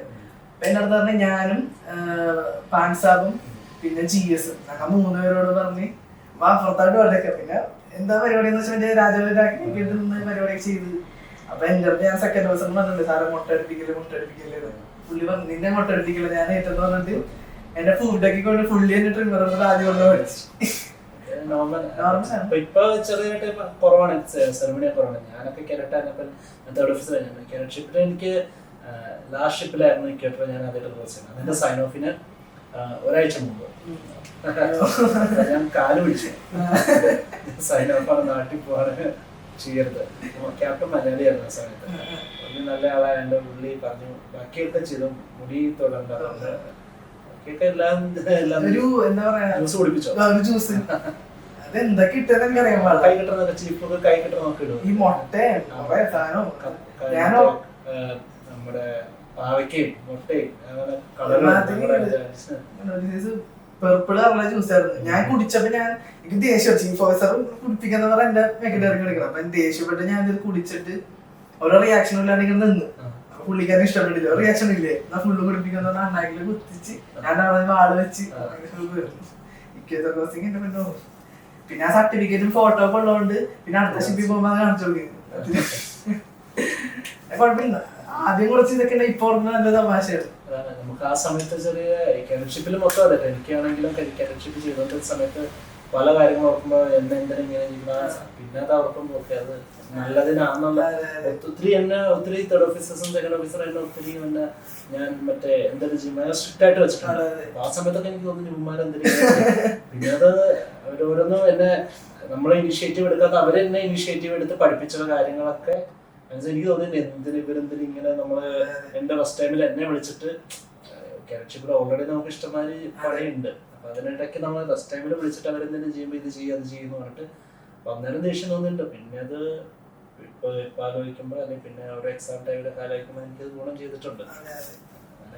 അത് രണ്ട് തരത്തിലുണ്ട്. ഈ പറഞ്ഞ ചീഫ് ഓഫീസർ നമ്മളെ കൈ കളഞ്ഞ അങ്ങനത്തെ ഉണ്ട്. പക്ഷെ അത് വേറെ ഒരു തരം ഓഫീസേഴ്സ് അവര് നമ്മളെ കഷ്ടപ്പെടുത്തും. പക്ഷെ അവര് നമ്മളെ ഓരോ നമുക്ക് ആവശ്യമുള്ള കാര്യങ്ങൾക്കായിരിക്കും ചെയ്യിക്കുക. ലൈക്ക് എന്റെ സെക്കൻഡ് ഓഫീസർ ഉണ്ടായി, പുള്ളി എന്നോട് ഒരു ക്യാപ്റ്റൻ ഉണ്ടായി എനിക്ക്. അപ്പൊ എനിക്ക് ഈ പറഞ്ഞ സൈഡ് കാൽക്കുലേഷൻ അറിയില്ലായിരുന്നു. ഞാൻ ഈ എറർ മാത്രം കാൽക്കുലേറ്റ് ചെയ്ത് കെരട്ഷിപ്പിൽ പൊക്കോണ്ടിരിക്കുമായിരുന്നു. അപ്പൊ പുള്ളി വന്നപ്പോ ഈ സ്റ്റാറിന്റെ ആൾ തന്നെ സ്റ്റാർ അറിയുമെന്ന് ചോദിച്ചു. അതെന്നെ എന്നോട് പിന്നെ കാൽക്കുലേഷൻ അറിയുമെന്ന് ചോദിച്ചു. അപ്പൊ കാൽക്കുലേഷൻ എനിക്ക് മറ്റേ നമ്മുടെ എക്സാമിന് കൊടുത്തേക്കണോണ്ട് കാൽക്കുലേഷൻ അറിയാം, പക്ഷെ എന്താ ചെയ്യേണ്ടതെന്ന് അറിയില്ല. സെക്ഷനെ പിടിക്കാൻ പോലും അറിയില്ല. പുള്ളി എന്നോട് ആദ്യം സെക്ഷന്റെ എടുക്കാൻ പറഞ്ഞു. എനിക്ക് എടുക്കാൻ എങ്ങനെയാണെന്ന് അറിയില്ല. അപ്പൊ എടുത്തപ്പോ തന്നെ മനസ്സിലായി, നിനക്ക് നന്നായിട്ട് അറിയാമെന്ന് മനസ്സിലായി, അവിടെ വെച്ചോ എന്നിട്ട് പുള്ളി എന്നെ കാണിച്ചത്. അതുകൊണ്ട് പിന്നെ അങ്ങോട്ട് ഒരു മാസത്തേക്ക് എന്നും രാവിലെ മറ്റേ തേർഡ് ഓഫീസറിന്റെ വാച്ചിൽ പോയി ലോങ് റേക്രോണോ എടുക്കണം. ആ സമയത്ത് മെർപാസ് ടൈം കാൽക്കുലേറ്റ് ചെയ്ത് സെക്കൻഡ് ഓഫീസറിന്റെ സമയത്താണ് എപ്പോഴാണ് പോയി മെർപാസ് കാൽക്കുലേറ്റ്. പുള്ളി എന്നും വൈകിട്ട് ഫുൾ സൈറ്റ് കാൽക്കുലേഷൻ കാണിച്ചു കൊടുക്കണം. അപ്പൊ ആ സമയത്ത് എനിക്ക് നല്ല ദേഷ്യം തോന്നുന്നു, എന്ത് കഷ്ടമാണ് ഇത് വരുന്നത്. പക്ഷെ അത് പിന്നെ എനിക്ക് സെക്കൻഡ് നൈറ്റ് എക്സാമിന് വന്നപ്പോൾ ഒത്തിരി ഹെൽപ്ഫുൾ ആയിരുന്നു. കാരണം ഞാൻ ചെയ്ത് എനിക്കപ്പോൾ അതിന് പ്രൊസീജിയർ അറിയാം, എങ്ങനെ പോകേണ്ട കാര്യങ്ങളൊക്കെ. അത് വലിയൊരു ഗുണമായിരുന്നു. അതെ, ഞാൻ എന്റെ രാവിലെ 4 മണി തുടങ്ങി രാത്രി 8 മണി വരെ ഇങ്ങനെ മണിയാവും. ഉച്ചക്ക് അങ്ങനെ റെസ്റ്റ് കാര്യങ്ങളൊന്നും ഇല്ല. അപ്പൊ 8 മണി കഴിഞ്ഞിട്ട് ചീഫ് ഓഫീസർ 2 മണിക്കൂർ നിന്ന് റൂള് പഠിച്ചേ പറ്റുള്ളൂ എന്ന് പറഞ്ഞിട്ട് തേർഡ് ഓഫീസറിന്റെ അവിടെ ഇരുത്തും. ഒന്നാമത് വയ്യാണ്ടിരിക്കണം, അതിനിടയ്ക്ക് പഠിക്കാനൊന്നും പറ്റില്ല. ഞാൻ പിന്നെ അവിടെ നിന്ന് പഠിച്ച് ഇയാളെ കേൾപ്പിച്ചിട്ട് ചീഫ് ഓഫീസറിനെ വിളിക്കണം ക്യാബില്. ചീഫ് ഓഫീസർ ചോദിക്കും, അണ്ട് തന്നെ വിടോളൂ വരുന്ന ചീഫ് ഓഫീസർ. അപ്പൊ എനിക്ക് ഭയങ്കര ദേഷ്യം വരുന്നു. പിന്നെ അങ്ങനെ അതുകൊണ്ട് പഠിച്ച് ഞാൻ വീട്ടിൽ പോലും പഠിക്കില്ല. അതുപോലെ തന്നെ നമ്മുടെ ഈ പ്രൊഫഷണല് വരാൻ പോണ കാഡറ്റ്സിനോട് എനിക്ക് പറയാനുള്ളത് എന്താണെന്ന് വെച്ചിട്ടുണ്ടെങ്കിൽ ഒരു ഡെസ്ക് ജോബ് ലാൻഡിലെ പോലത്തെ ഒരു 9 to 5 ജോബ് പ്രതീക്ഷിച്ച് കാഡറ്റ്ഷിപ്പില് വരരുത്. ഷിപ്പിംഗ് ലൈഫ് എന്ന് പറഞ്ഞിട്ടുണ്ടെങ്കിൽ ഇൻപ്രഡിക്റ്റബിൾ ആണ്. ഇപ്പം പറഞ്ഞ പോലെ രാവിലെ ചീഫ് ഓഫീസറിന്റെ കൂടെ ആയിരിക്കും മോസ്റ്റ്ലി കാഡറ്റ്സിന് വാച്ച്. രാവിലെ 4 to 8 ചെയ്യേണ്ടി വരും. അത് കഴിഞ്ഞ് 8 to 12 ചെയ്തിട്ട് പിന്നെ ചിലപ്പോൾ ചില ചീഫ് ഓഫീസേഴ്സ് ഉച്ച കഴിഞ്ഞ് റെസ്റ്റ് കൊടുക്കും, അല്ലെങ്കിൽ കണ്ടിന്യൂസ് ആയിരിക്കും. പിന്നെ രാത്രി വൈകിട്ടത്തെ 4 to 8 അങ്ങനെയൊക്കെ ആയിരിക്കും. കാഡറ്റ്ഷിപ്പ് കുറച്ച് ഓൺ കോൾ ആണ്. എപ്പോൾ വിളിച്ചാലും റെഡിലി അവൈലബിൾ ആയിരിക്കണം. എനിക്ക് പിന്നെ ഈ അവസാനം ഇങ്ങനെയൊക്കെ തന്നെയാണ്. പക്ഷെ എനിക്ക് ഇഷ്ടമാണ്. എനിക്കറിയില്ല, ചീഫ് ഓഫീസറിന് ഇഷ്ടമുള്ളതുകൊണ്ട് എനിക്ക് 2 മണിക്ക് എപ്പോൾ വിളിച്ചാലും ഞാൻ പോകും. നമ്മുടെ മൈൻഡ് അനുസരിച്ച് ഇപ്പൊ നമുക്കൊരു ഷിപ്പില് അവിടുത്തെ അറ്റ്മോസ്ഫിയർ ഇഷ്ടമാണ്, ആളുകളെ ഇഷ്ടമാണ്, നമുക്കപ്പോൾ ഒത്തിരി ഹെക്ടിക് ആയിട്ട് തോന്നില്ല. വെച്ചാലും നമുക്ക് അവരും മീൻസ് തന്നെ എന്തായാലും കാഡറ്റിന് ഒരു പണിക്ക് വരില്ല, ആരെങ്കിലും കൂടെ തന്നെ. അപ്പോൾ ഒരു അറ്റ്മോസ്ഫിയർ ആണെങ്കിൽ നമുക്ക് അങ്ങനെ തോന്നില്ല, ഒത്തിരി ഹെക്ടിക് ആയിട്ട് തോന്നില്ല. അല്ലാതെ നമുക്ക് ഇഷ്ടപ്പെടാതെ ചെയ്യുമ്പോഴാണ് എപ്പോഴും കഷ്ടപ്പാടായിട്ട് തോന്നുന്നത്. കാഡറ്റ്ഷിപ്പിലെ ഷെഡ്യൂൾ എങ്ങനെയാണ്? അത് ഡിപ്പെൻഡ് അപ്പോൺ ചീഫ് ഓഫീസർ ആണ്. ചീഫ് ഓഫീസർ എന്ന് പറയുന്നത് അത് തന്നെയാണോ. ഷിപ്പിന്റെ 3 ഷിപ്പിലും ഡിഫറെന്റ് ആയിരുന്നു. ആദ്യത്തെ ഷിപ്പിൽ ഞാൻ പറഞ്ഞില്ല മോർണിംഗ് 4 to night 8 വരെ ആയിരുന്നു. പ്രത്യേകിച്ച് ഉച്ചക്ക് ചോറിന് ആ റെസ്റ്റ് അത് മാത്രമേ ഉണ്ടാവുള്ളൂ. പിന്നെ ടാങ്കിനൊക്കെയാണെങ്കിൽ പറയണ്ട, ടാങ്കിനെ തുടങ്ങിയിട്ടുണ്ടെങ്കിൽ ഈ എനിക്ക് പലപ്പോഴും തോന്നിയിട്ടുണ്ട്, കേരറ്റ് വെച്ചാണ് ഞാൻ കമ്പയർ ചെയ്യണം. അതുകൊണ്ട് എനിക്ക് തോന്നിയിട്ടുണ്ട് ഈ എ ബിമാർക്കും OS കുറച്ചും കൂടി സുഖം തോന്നുന്നത്. ഈ ടാങ്ക് അവർക്ക് 6 on 6 off ആയിരിക്കും, അല്ലെങ്കിൽ 4 on 8 off. ഞാൻ കണ്ടിന്യൂസ് ഇങ്ങനെ നിൽക്കണം. ചീഫ് ഓഫീസർ CCR ആയിരിക്കും, ഞാൻ ഡെക്കിലായി. അപ്പൊ ഈ OS ഒക്കെ പൊക്കി എടുത്തിട്ട് കണക്ട് ചെയ്ത് അവിടെ ഡെക്കിൽ തന്നെ 24 മണിക്കൂർ അവിടെ ഞാൻ മാക്സിമം നിങ്ങൾ 36 മണിക്കൂറാണ്. അപ്പൊ എന്താന്ന് വെച്ചിട്ടുണ്ടെങ്കിൽ രാവിലെ ഇങ്ങനെ എണീറ്റ് അങ്ങനെ പല്ലേക്കണമൊന്നും ഇല്ല. ഫുഡ് കഴിക്കുക, പണിയെടുക്കുക, ഫുഡ് കഴിക്കുക, പണിയെടുക്കുക, ഇങ്ങനെ നേരം വെളുക്കും. പിന്നെ അങ്ങനെ ഒരു ഇതായിരുന്നു. ഫസ്റ്റ് ഷിപ്പ് അങ്ങനെയായിരുന്നു. പിന്നെ സെക്കൻഡ് ഷിപ്പിലൊക്കെ എനിക്ക് ഉച്ചക്ക് റെസ്റ്റ് ഒക്കെ ആയിരുന്നു, ഇങ്ങനെ സുഖമായിരുന്നു. തേർഡ് ഷിപ്പ് ഉള്ള റെസ്റ്റ് ആയിരുന്നു. പേപ്പർ വർക്ക് മാത്രമേ ഉള്ളൂ കൂടുതലും, ഭയങ്കര സുഖമായിരുന്നു തേർഡ് ഷിപ്പ്. അങ്ങനെ എന്താ പറയാ, ചീഫ് ഓഫീസർ ഡിപ്പെൻഡ് ചെയ്യും. അന്നേരം നോർമലി എനിക്കൊന്ന് 4 to 8 ചീഫ് ഓഫീസറിനൊപ്പം. അത് കഴിഞ്ഞിട്ട് എന്താണ് 8 ആവൂല, ഒരു 7-7:30 ആകുമ്പോൾ ചീഫ് ഓഫീസർ വിട്ടിട്ട് CCR ഒക്കെ ക്ലീൻ ചെയ്യാം. അപ്പൊ CCR ക്ലീൻ ചെയ്യാൻ ചിലപ്പോൾ ബ്രിഡ്ജും ഉണ്ടാവും. എന്റെ ബ്രിഡ്ജും CCR ഉണ്ട്. ഇവ 2 ക്ലീൻ ചെയ്യാം, അതിന് ഫുഡ് കഴിക്കാം.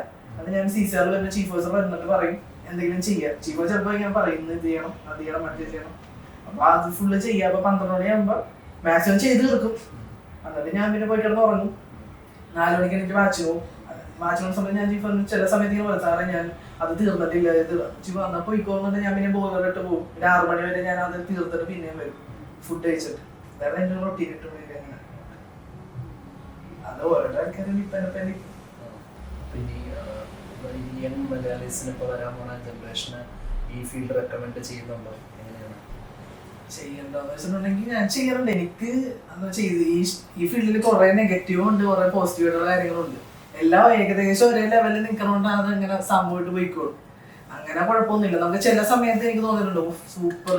ഞാൻ ഈ ഷോർലിമിനൊക്കെ പോണ സമയത്തും അടിപൊളി, ഇതൊക്കെ എല്ലാം ഭയങ്കര അടിപൊളിയായിട്ട് തോന്നിയിട്ടുണ്ട്. ചില സമയത്ത് എന്തിനാ ഇങ്ങോട്ട് വന്നത് എന്നൊക്കെ തോന്നിയിട്ടുണ്ട്. മെയിൻലി മറ്റേ എന്താ പറയാ, ഹോം സിക്നെസ് ആണ് കൂടുതൽ. അത് ആദ്യത്തെ ഷിപ്പിലൊക്കെ ആയിരുന്നു. അതിങ്ങനെ വീട്ടുകാരെ കാണാൻ പറ്റില്ല. പിന്നെ എന്തെങ്കിലും ഒരു അർജന്റ് വന്നിട്ടുണ്ടെങ്കിൽ പെട്ടെന്ന് വീട്ടിലോട്ട് ഓടിച്ചെല്ലാൻ പറ്റില്ല. നമുക്ക് സൈൻ ഓഫ് കിട്ടണമെന്നില്ല. ഇപ്പൊ ഞാൻ ഒരു ദിവസം കഴിഞ്ഞ ഷിപ്പിലെ AB പറഞ്ഞ. അപ്പൊ പുള്ളിക്കാരന്റെ ലാസ്റ്റ് ഷിപ്പിലെ ഒരു കഥയാണ്.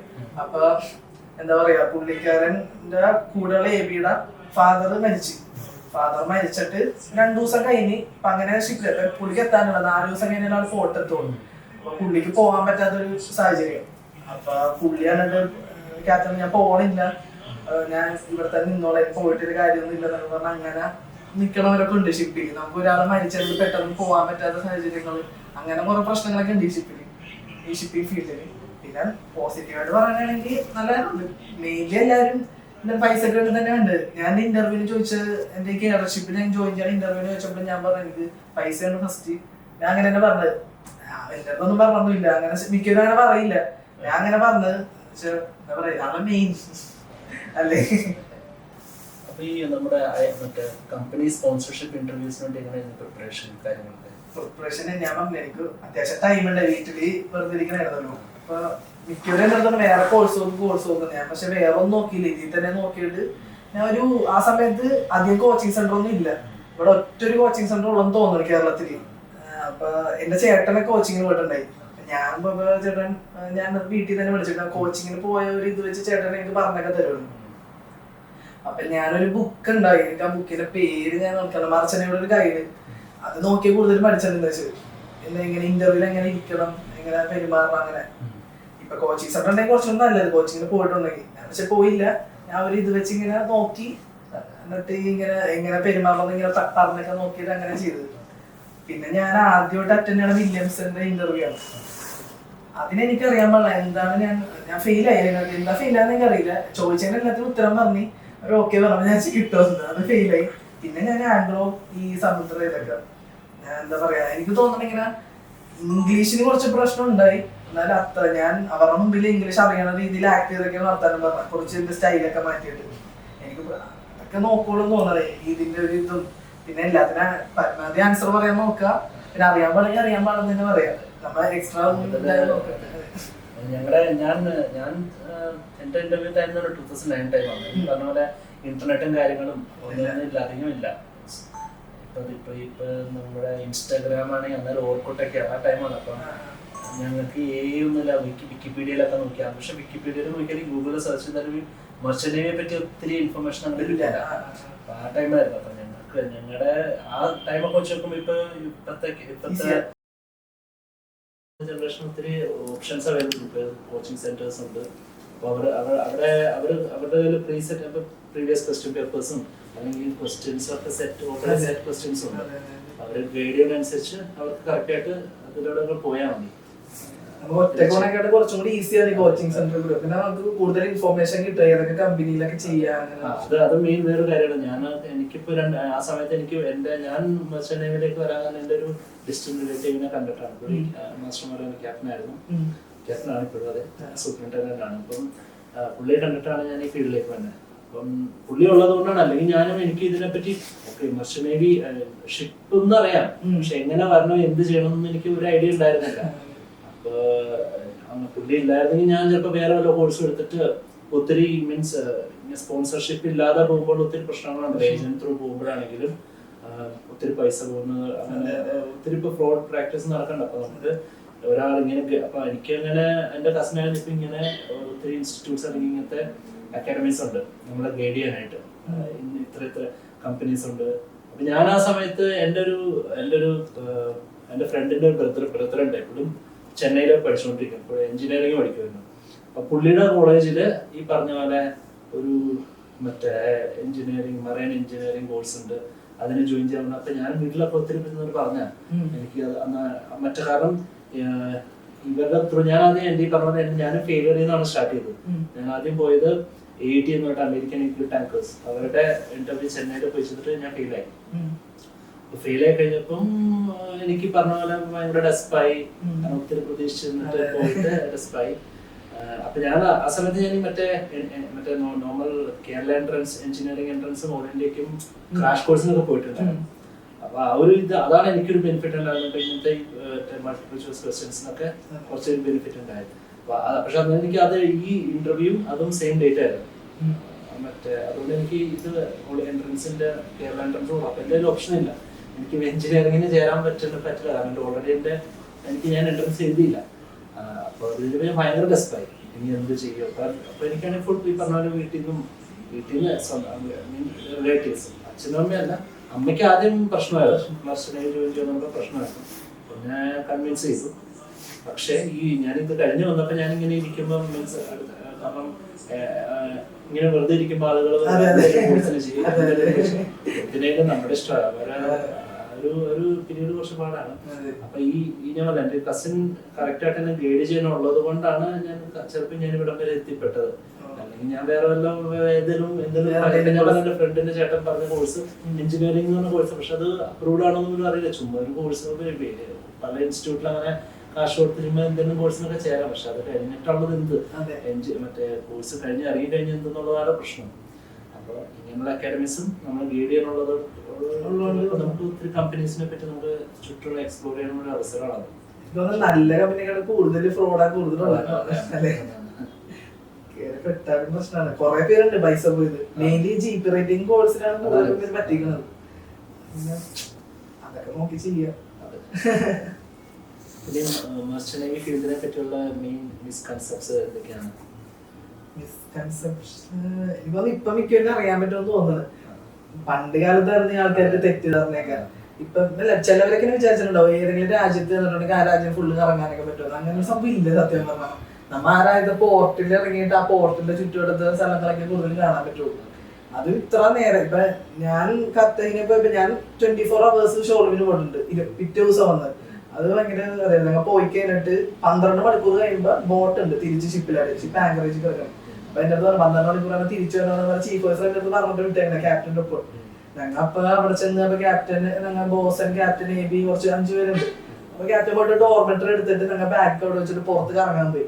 കറങ്ങാൻ കറക്റ്റ് നൈറ്റ് ഭയങ്കര അടിപൊളിയാണ്. അവിടെ ഫുള്ള് കറങ്ങി തിരിച്ചൊക്കെ വന്ന് കുറച്ച് ബിയറൊക്കെ അവരെ എല്ലാവരും അടിച്ച് തിരിച്ചു വന്ന് കിടന്ന് 2 മണിക്കാണ് കിടന്നത്. ഞാൻ 5:30 എണീറ്റ്. കാരണം ചീഫ് ഓഫീസർ ഇല്ലെങ്കിൽ തെളിവ് പറയും അവിടെ ചെന്നില്ലെങ്കിൽ. ഞാൻ ഇപ്പൊ എഴുന്നേറ്റിട്ട് നേരെ ക്യാപ്റ്റന്റെ ഡോർമെറ്ററിൽ വെച്ചിട്ട് ക്യാപ്റ്റൻ ഇങ്ങനെ തട്ടി. ക്യാപ്റ്റൻ സാർ തട്ടിയപ്പോ ക്യാപ്റ്റൻ ഇറന്നുറങ്ങിയിട്ട് ഇങ്ങനെ കാണിക്കും അവിടുന്ന്.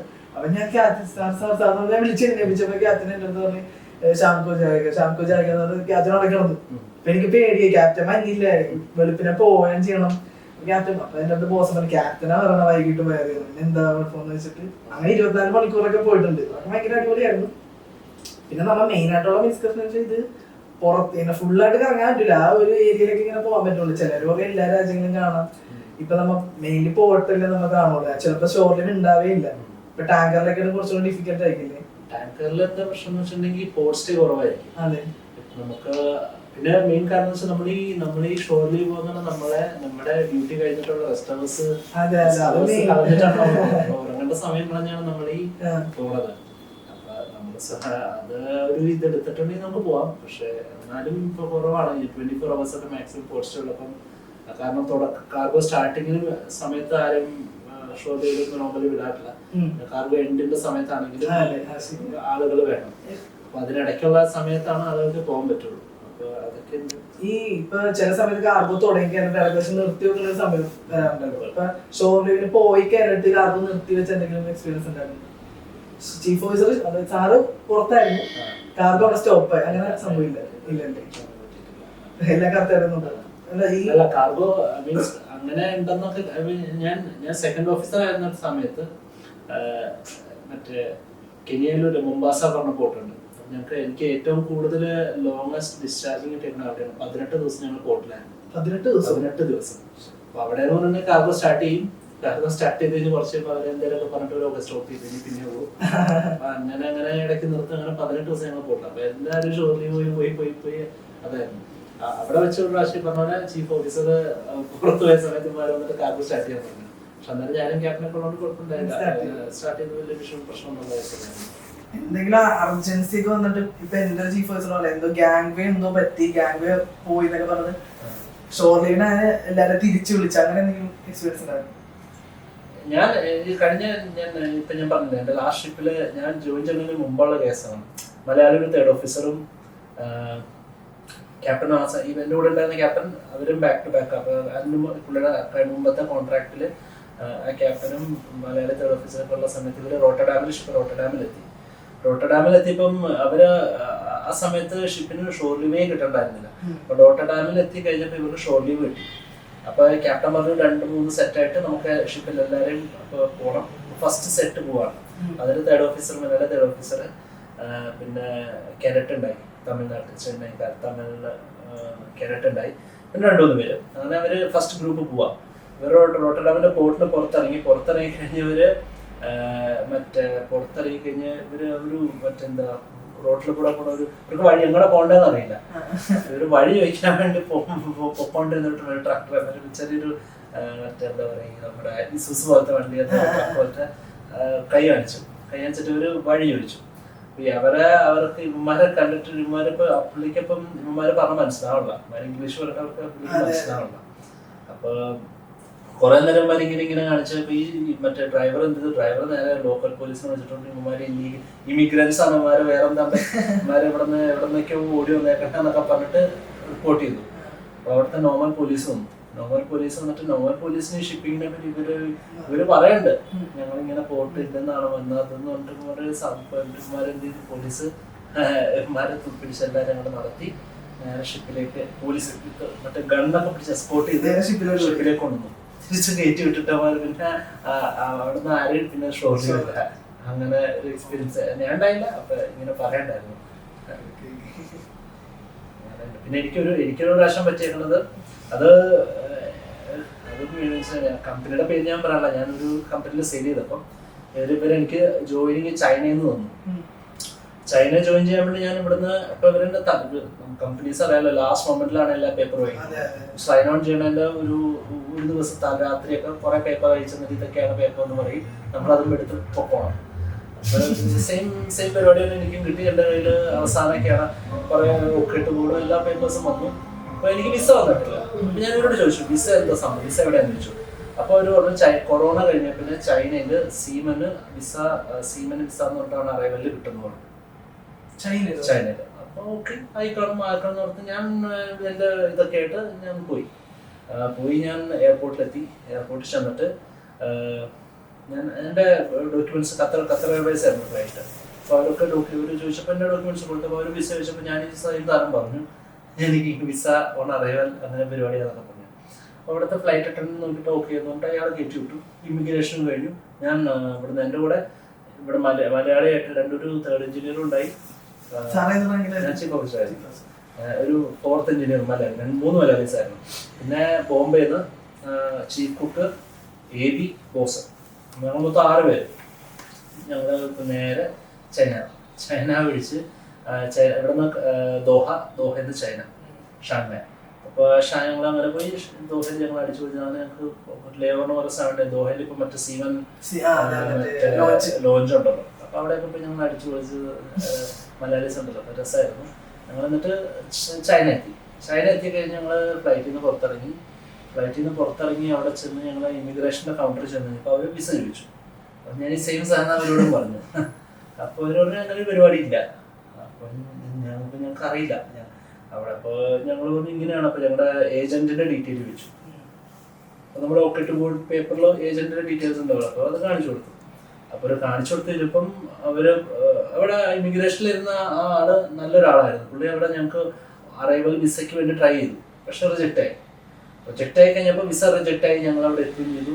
അപ്പോൾ ഞങ്ങൾ ഇല്ലീഗൽ ഇമിഗ്രേറ്റ്സ് ആയി. അപ്പം നമ്മുടെ വിസ ഇല്ലാണ്ട് വന്നു കയറിയ ആളായി.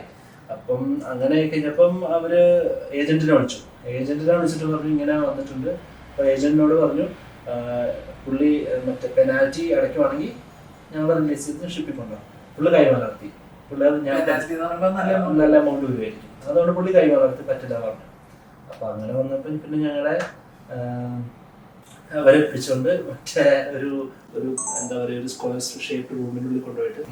അപ്പോൾ ഞങ്ങളുടെ അവിടെ എത്തി കഴിഞ്ഞിട്ട് ഞങ്ങളുടെ കൂട്ടത്തില് ഞങ്ങളിപ്പോൾ ഫുൾ നൈറ്റ് ട്രാവൽ ചെയ്തിട്ടാണ്. ഞങ്ങൾ ബ്രേക്ക്ഫാസ്റ്റ് ഒന്നും കഴിച്ചിട്ടില്ല. അപ്പൊ അവിടെ എത്തി കഴിഞ്ഞപ്പോൾ ഞങ്ങളോട് ഇനി എന്ത് ചെയ്യണമെന്ന് അറിയില്ല. അവിടെയാണ് ചൈന എയർപോർട്ടിലാണെങ്കിൽ വൈഫൈ കാര്യങ്ങളൊന്നും ഞങ്ങൾക്ക് ആരും കോൺടാക്ട് ചെയ്യണം. അപ്പൊ അന്നാണ് ഞാനത് മനസ്സിലാക്കി. നമ്മളിങ്ങനെ ജോയിനിങ്ങിനൊക്കെ പോകുമ്പോൾ എപ്പോഴും ഒരു റൂമിംഗ് പാക്ക് ആക്ടിവേറ്റ് ചെയ്തിട്ട് വേണം പോലെ എമർജൻസിക്ക് നമുക്ക് യൂസ് ചെയ്യാൻ വേണ്ടിയിട്ട്. അപ്പോൾ അന്ന് അവിടെ ചെന്നപ്പോൾ 2 മലയാളിയും 2 നോർത്ത് ഇന്ത്യൻസും ഉണ്ടായിരുന്നു. 3 നോർത്ത് ഇന്ത്യൻസ്. അപ്പൊ അതിൽ ഈ പറഞ്ഞ ചീഫ് കുക്ക് കുറച്ച് ഏജ്ഡ് ആണ്. പുള്ളിക്ക് 50+ ആണ്. പുള്ളിക്ക് ഡയബറ്റീസ് ഉള്ളതാണ്. അപ്പം പുള്ളിക്ക് രാവിലെ കുറച്ച് 10-11 ആയപ്പോഴത്തേനും പുള്ളിക്ക് ഭക്ഷണം കഴിക്കാനായിട്ട് ഷിവറിങ് ഒക്കെ തുടങ്ങി. അപ്പം ഞാൻ അവരോട് പറയുന്നുണ്ട് ഞങ്ങളൊക്കെ ഓക്കെ കുഴപ്പമില്ല, ഇയാൾക്ക് എന്തെങ്കിലും മേടിച്ചു കൊടുത്ത് ഓർഡർ. അപ്പം അവർ പറഞ്ഞാൽ ഞങ്ങളുടെ പ്രശ്നമില്ലാതെ നിങ്ങൾ നോക്കിയോ.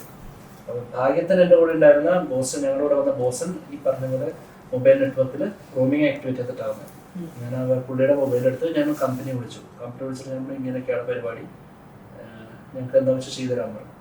അപ്പോൾ കമ്പനി അവരുടെ മിസ്റ്റേക്ക് ഉണ്ട്. പക്ഷെ കമ്പനി അപ്പം തന്നെ ഞങ്ങൾക്ക് റിട്ടേൺ ടിക്കറ്റ് ആ സെയിം ഞങ്ങൾ വന്ന ഫ്ലൈറ്റിന് ഈവനിങ് തിരിച്ചു പോകാറുണ്ട്. ആ ഫ്ലൈറ്റിന് ഞങ്ങൾക്ക് റിട്ടേൺ ടിക്കറ്റ് എടുത്തു. ഞാൻ റിട്ടേൺ ടിക്കറ്റ് എടുത്ത് ഞാൻ അവിടുത്തെ ഇമിഗ്രേഷനിൽ ഫ്രഞ്ചൊന്നും പറഞ്ഞിട്ട് ഞങ്ങൾക്ക് റിട്ടേൺ ടിക്കറ്റ് ആയിട്ട് ഞങ്ങൾക്ക്. അപ്പോൾ അവർ പറഞ്ഞു പറ്റില്ല, കമ്പനിയോട് പറഞ്ഞ ടിക്കറ്റ് ക്യാൻസൽ ചെയ്യണം.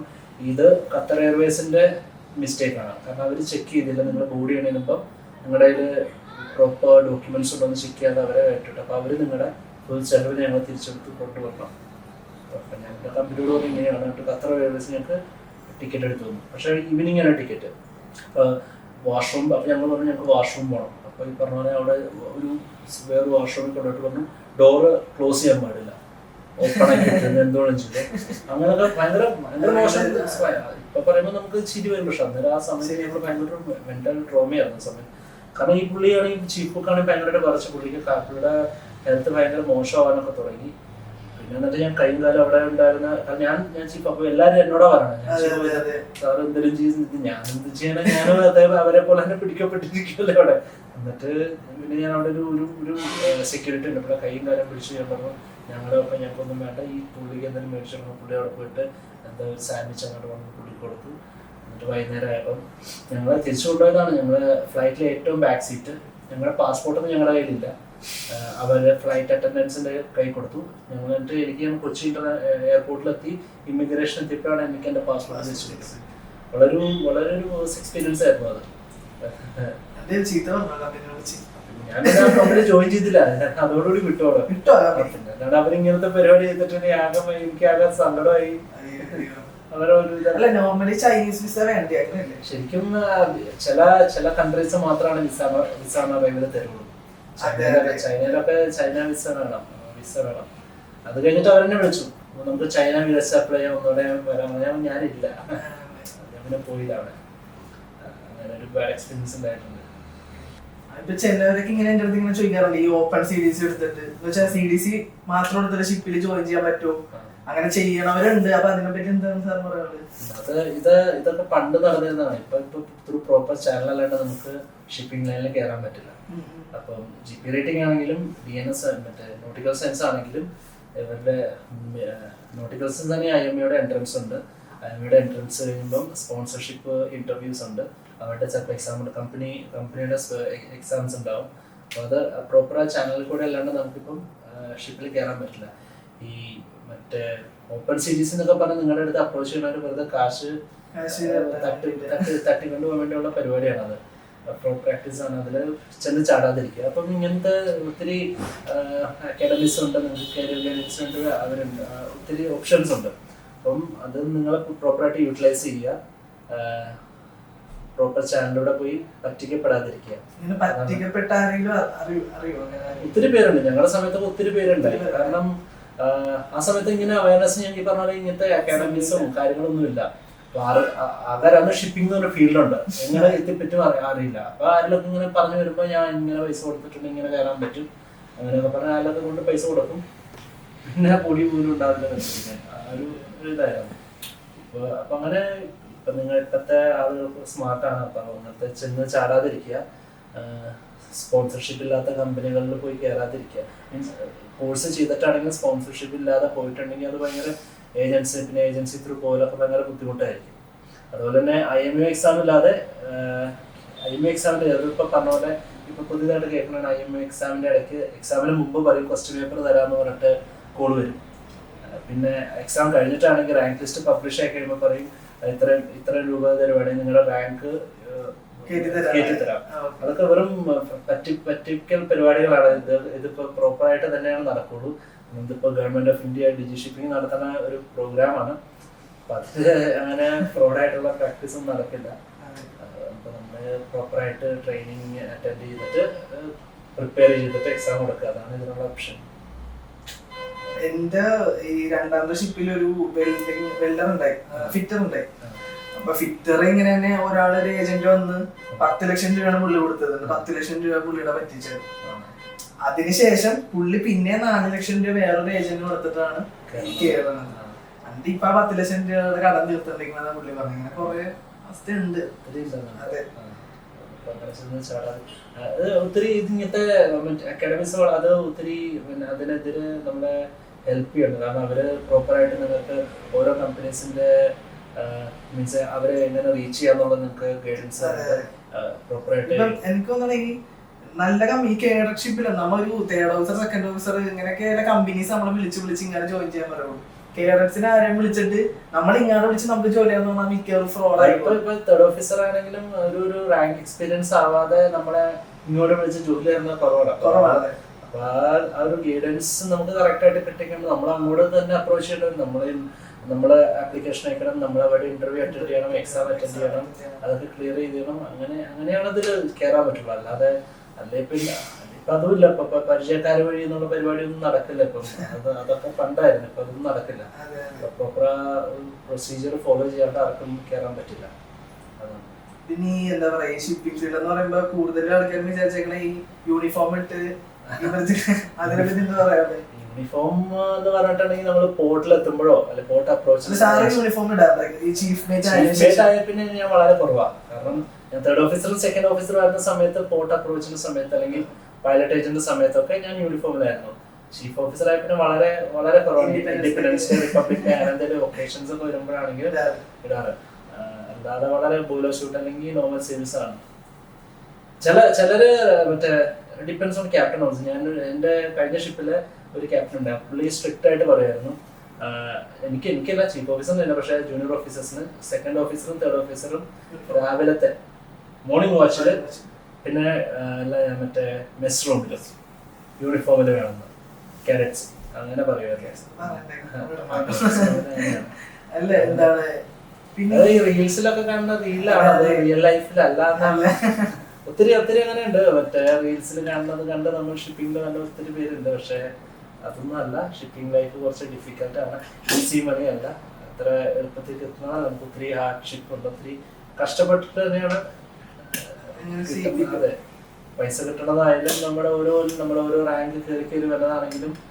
പിന്നെ ഒരു മറ്റേ ഞാൻ പണ്ട് നേരത്തെ ഒക്കെ കേട്ടിരുന്നതാണ്, ഷിപ്പിങ്ങിൽ വന്നിട്ട് പഠിക്കൊന്നും വേണ്ട, ജീവിതകാലം മൊത്തം നമ്മൾ ഫ്രം കാഡറ്റ്ഷിപ്പ് തൊട്ട് നമ്മൾ ക്യാപ്റ്റൻ ആവണ വരെ നമുക്ക് ഇങ്ങനെ ഒരു പ്രൊമോഷൻ ആണെങ്കിൽ അത് പഠിച്ച് എക്സാംസ് എന്നൊക്കെ പറയുമ്പം വളരെ അത്ര ഒട്ടുമേ എളുപ്പമല്ല. അത് എക്സാം കൊടുത്തവർക്കൊക്കെ അറിയാം, ഭയങ്കര നല്ല കഷ്ടപ്പാടാണ്, ദുരിതമാണ്. അപ്പൊ അതൊക്കെ മൈൻഡ് സെറ്റ് ആക്കിയിട്ട് വേണം. ഇല്ല, അത് ക്യാപ്റ്റൻ ആയി കഴിഞ്ഞാലും നമ്മൾ നമ്മുടെ നോളജ് അപ്ഗ്രേഡ് ചെയ്തോളൂ. കാരണം ഓരോ റെഗുലേഷൻസും റൂൾസും ഇങ്ങനെ മാറി വന്നുകൊണ്ടിരിക്കും. നമ്മളെ തന്നെ അപ്ഡേറ്റ് ആക്കി വെച്ചില്ലെങ്കിൽ കുറച്ച് കഴിയുമ്പോൾ നമ്മുടെ ജോലിയെ ബാധിക്കും. അതാണ് നമുക്ക് ഇത് അത്ര എളുപ്പം അല്ല. മെയിനായിട്ട് എല്ലാരും മനസ്സിൽ വെച്ച്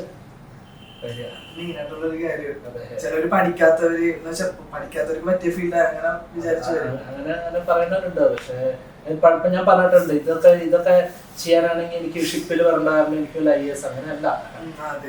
നമ്മൾക്ക് പഠിച്ചാൽ തന്നെയാണ് നമുക്ക് ഫ്യൂച്ചറിലേക്ക് ഈ പറഞ്ഞ പോലെ ബാക്കി നമ്മളെ സാധാരണ നോർമൽ കോഴ്സസ് ചെയ്യുമ്പോൾ നമുക്ക് പഠിച്ചാൽ മാത്രം മതി. കോളേജ് അറ്റൻഡ് ചെയ്യുക, പഠിക്കുക. ഷിപ്പിൽ അങ്ങനെയല്ല. ഷിപ്പിൽ അത് മാത്രമല്ല, നമ്മൾ രാവിലെ തൊട്ട് പണിയെടുക്കണം, മീൻസ് നമ്മുടെ നോർമൽ ജോബ് ചെയ്യണം, അത് കഴിഞ്ഞിട്ട് നമ്മൾ പഠിക്കണം. അപ്പൊ രണ്ടും കൂടെ ഒരുമിച്ച് കൊണ്ടുവരുമ്പോൾ നമ്മളാണ് കുറച്ചും കൂടെ കൂടുതൽ എനിക്ക് തോന്നുന്നത് ഹാർഡ് വർക്ക് ചെയ്യണമെന്നാണ് എനിക്ക് തോന്നുന്നത്. എന്റെ ഈ മെന്റലി എങ്ങനെയാണ് ഷിപ്പില് സ്ട്രെസ്സും കാര്യങ്ങളൊക്കെ ഹാൻഡിൽ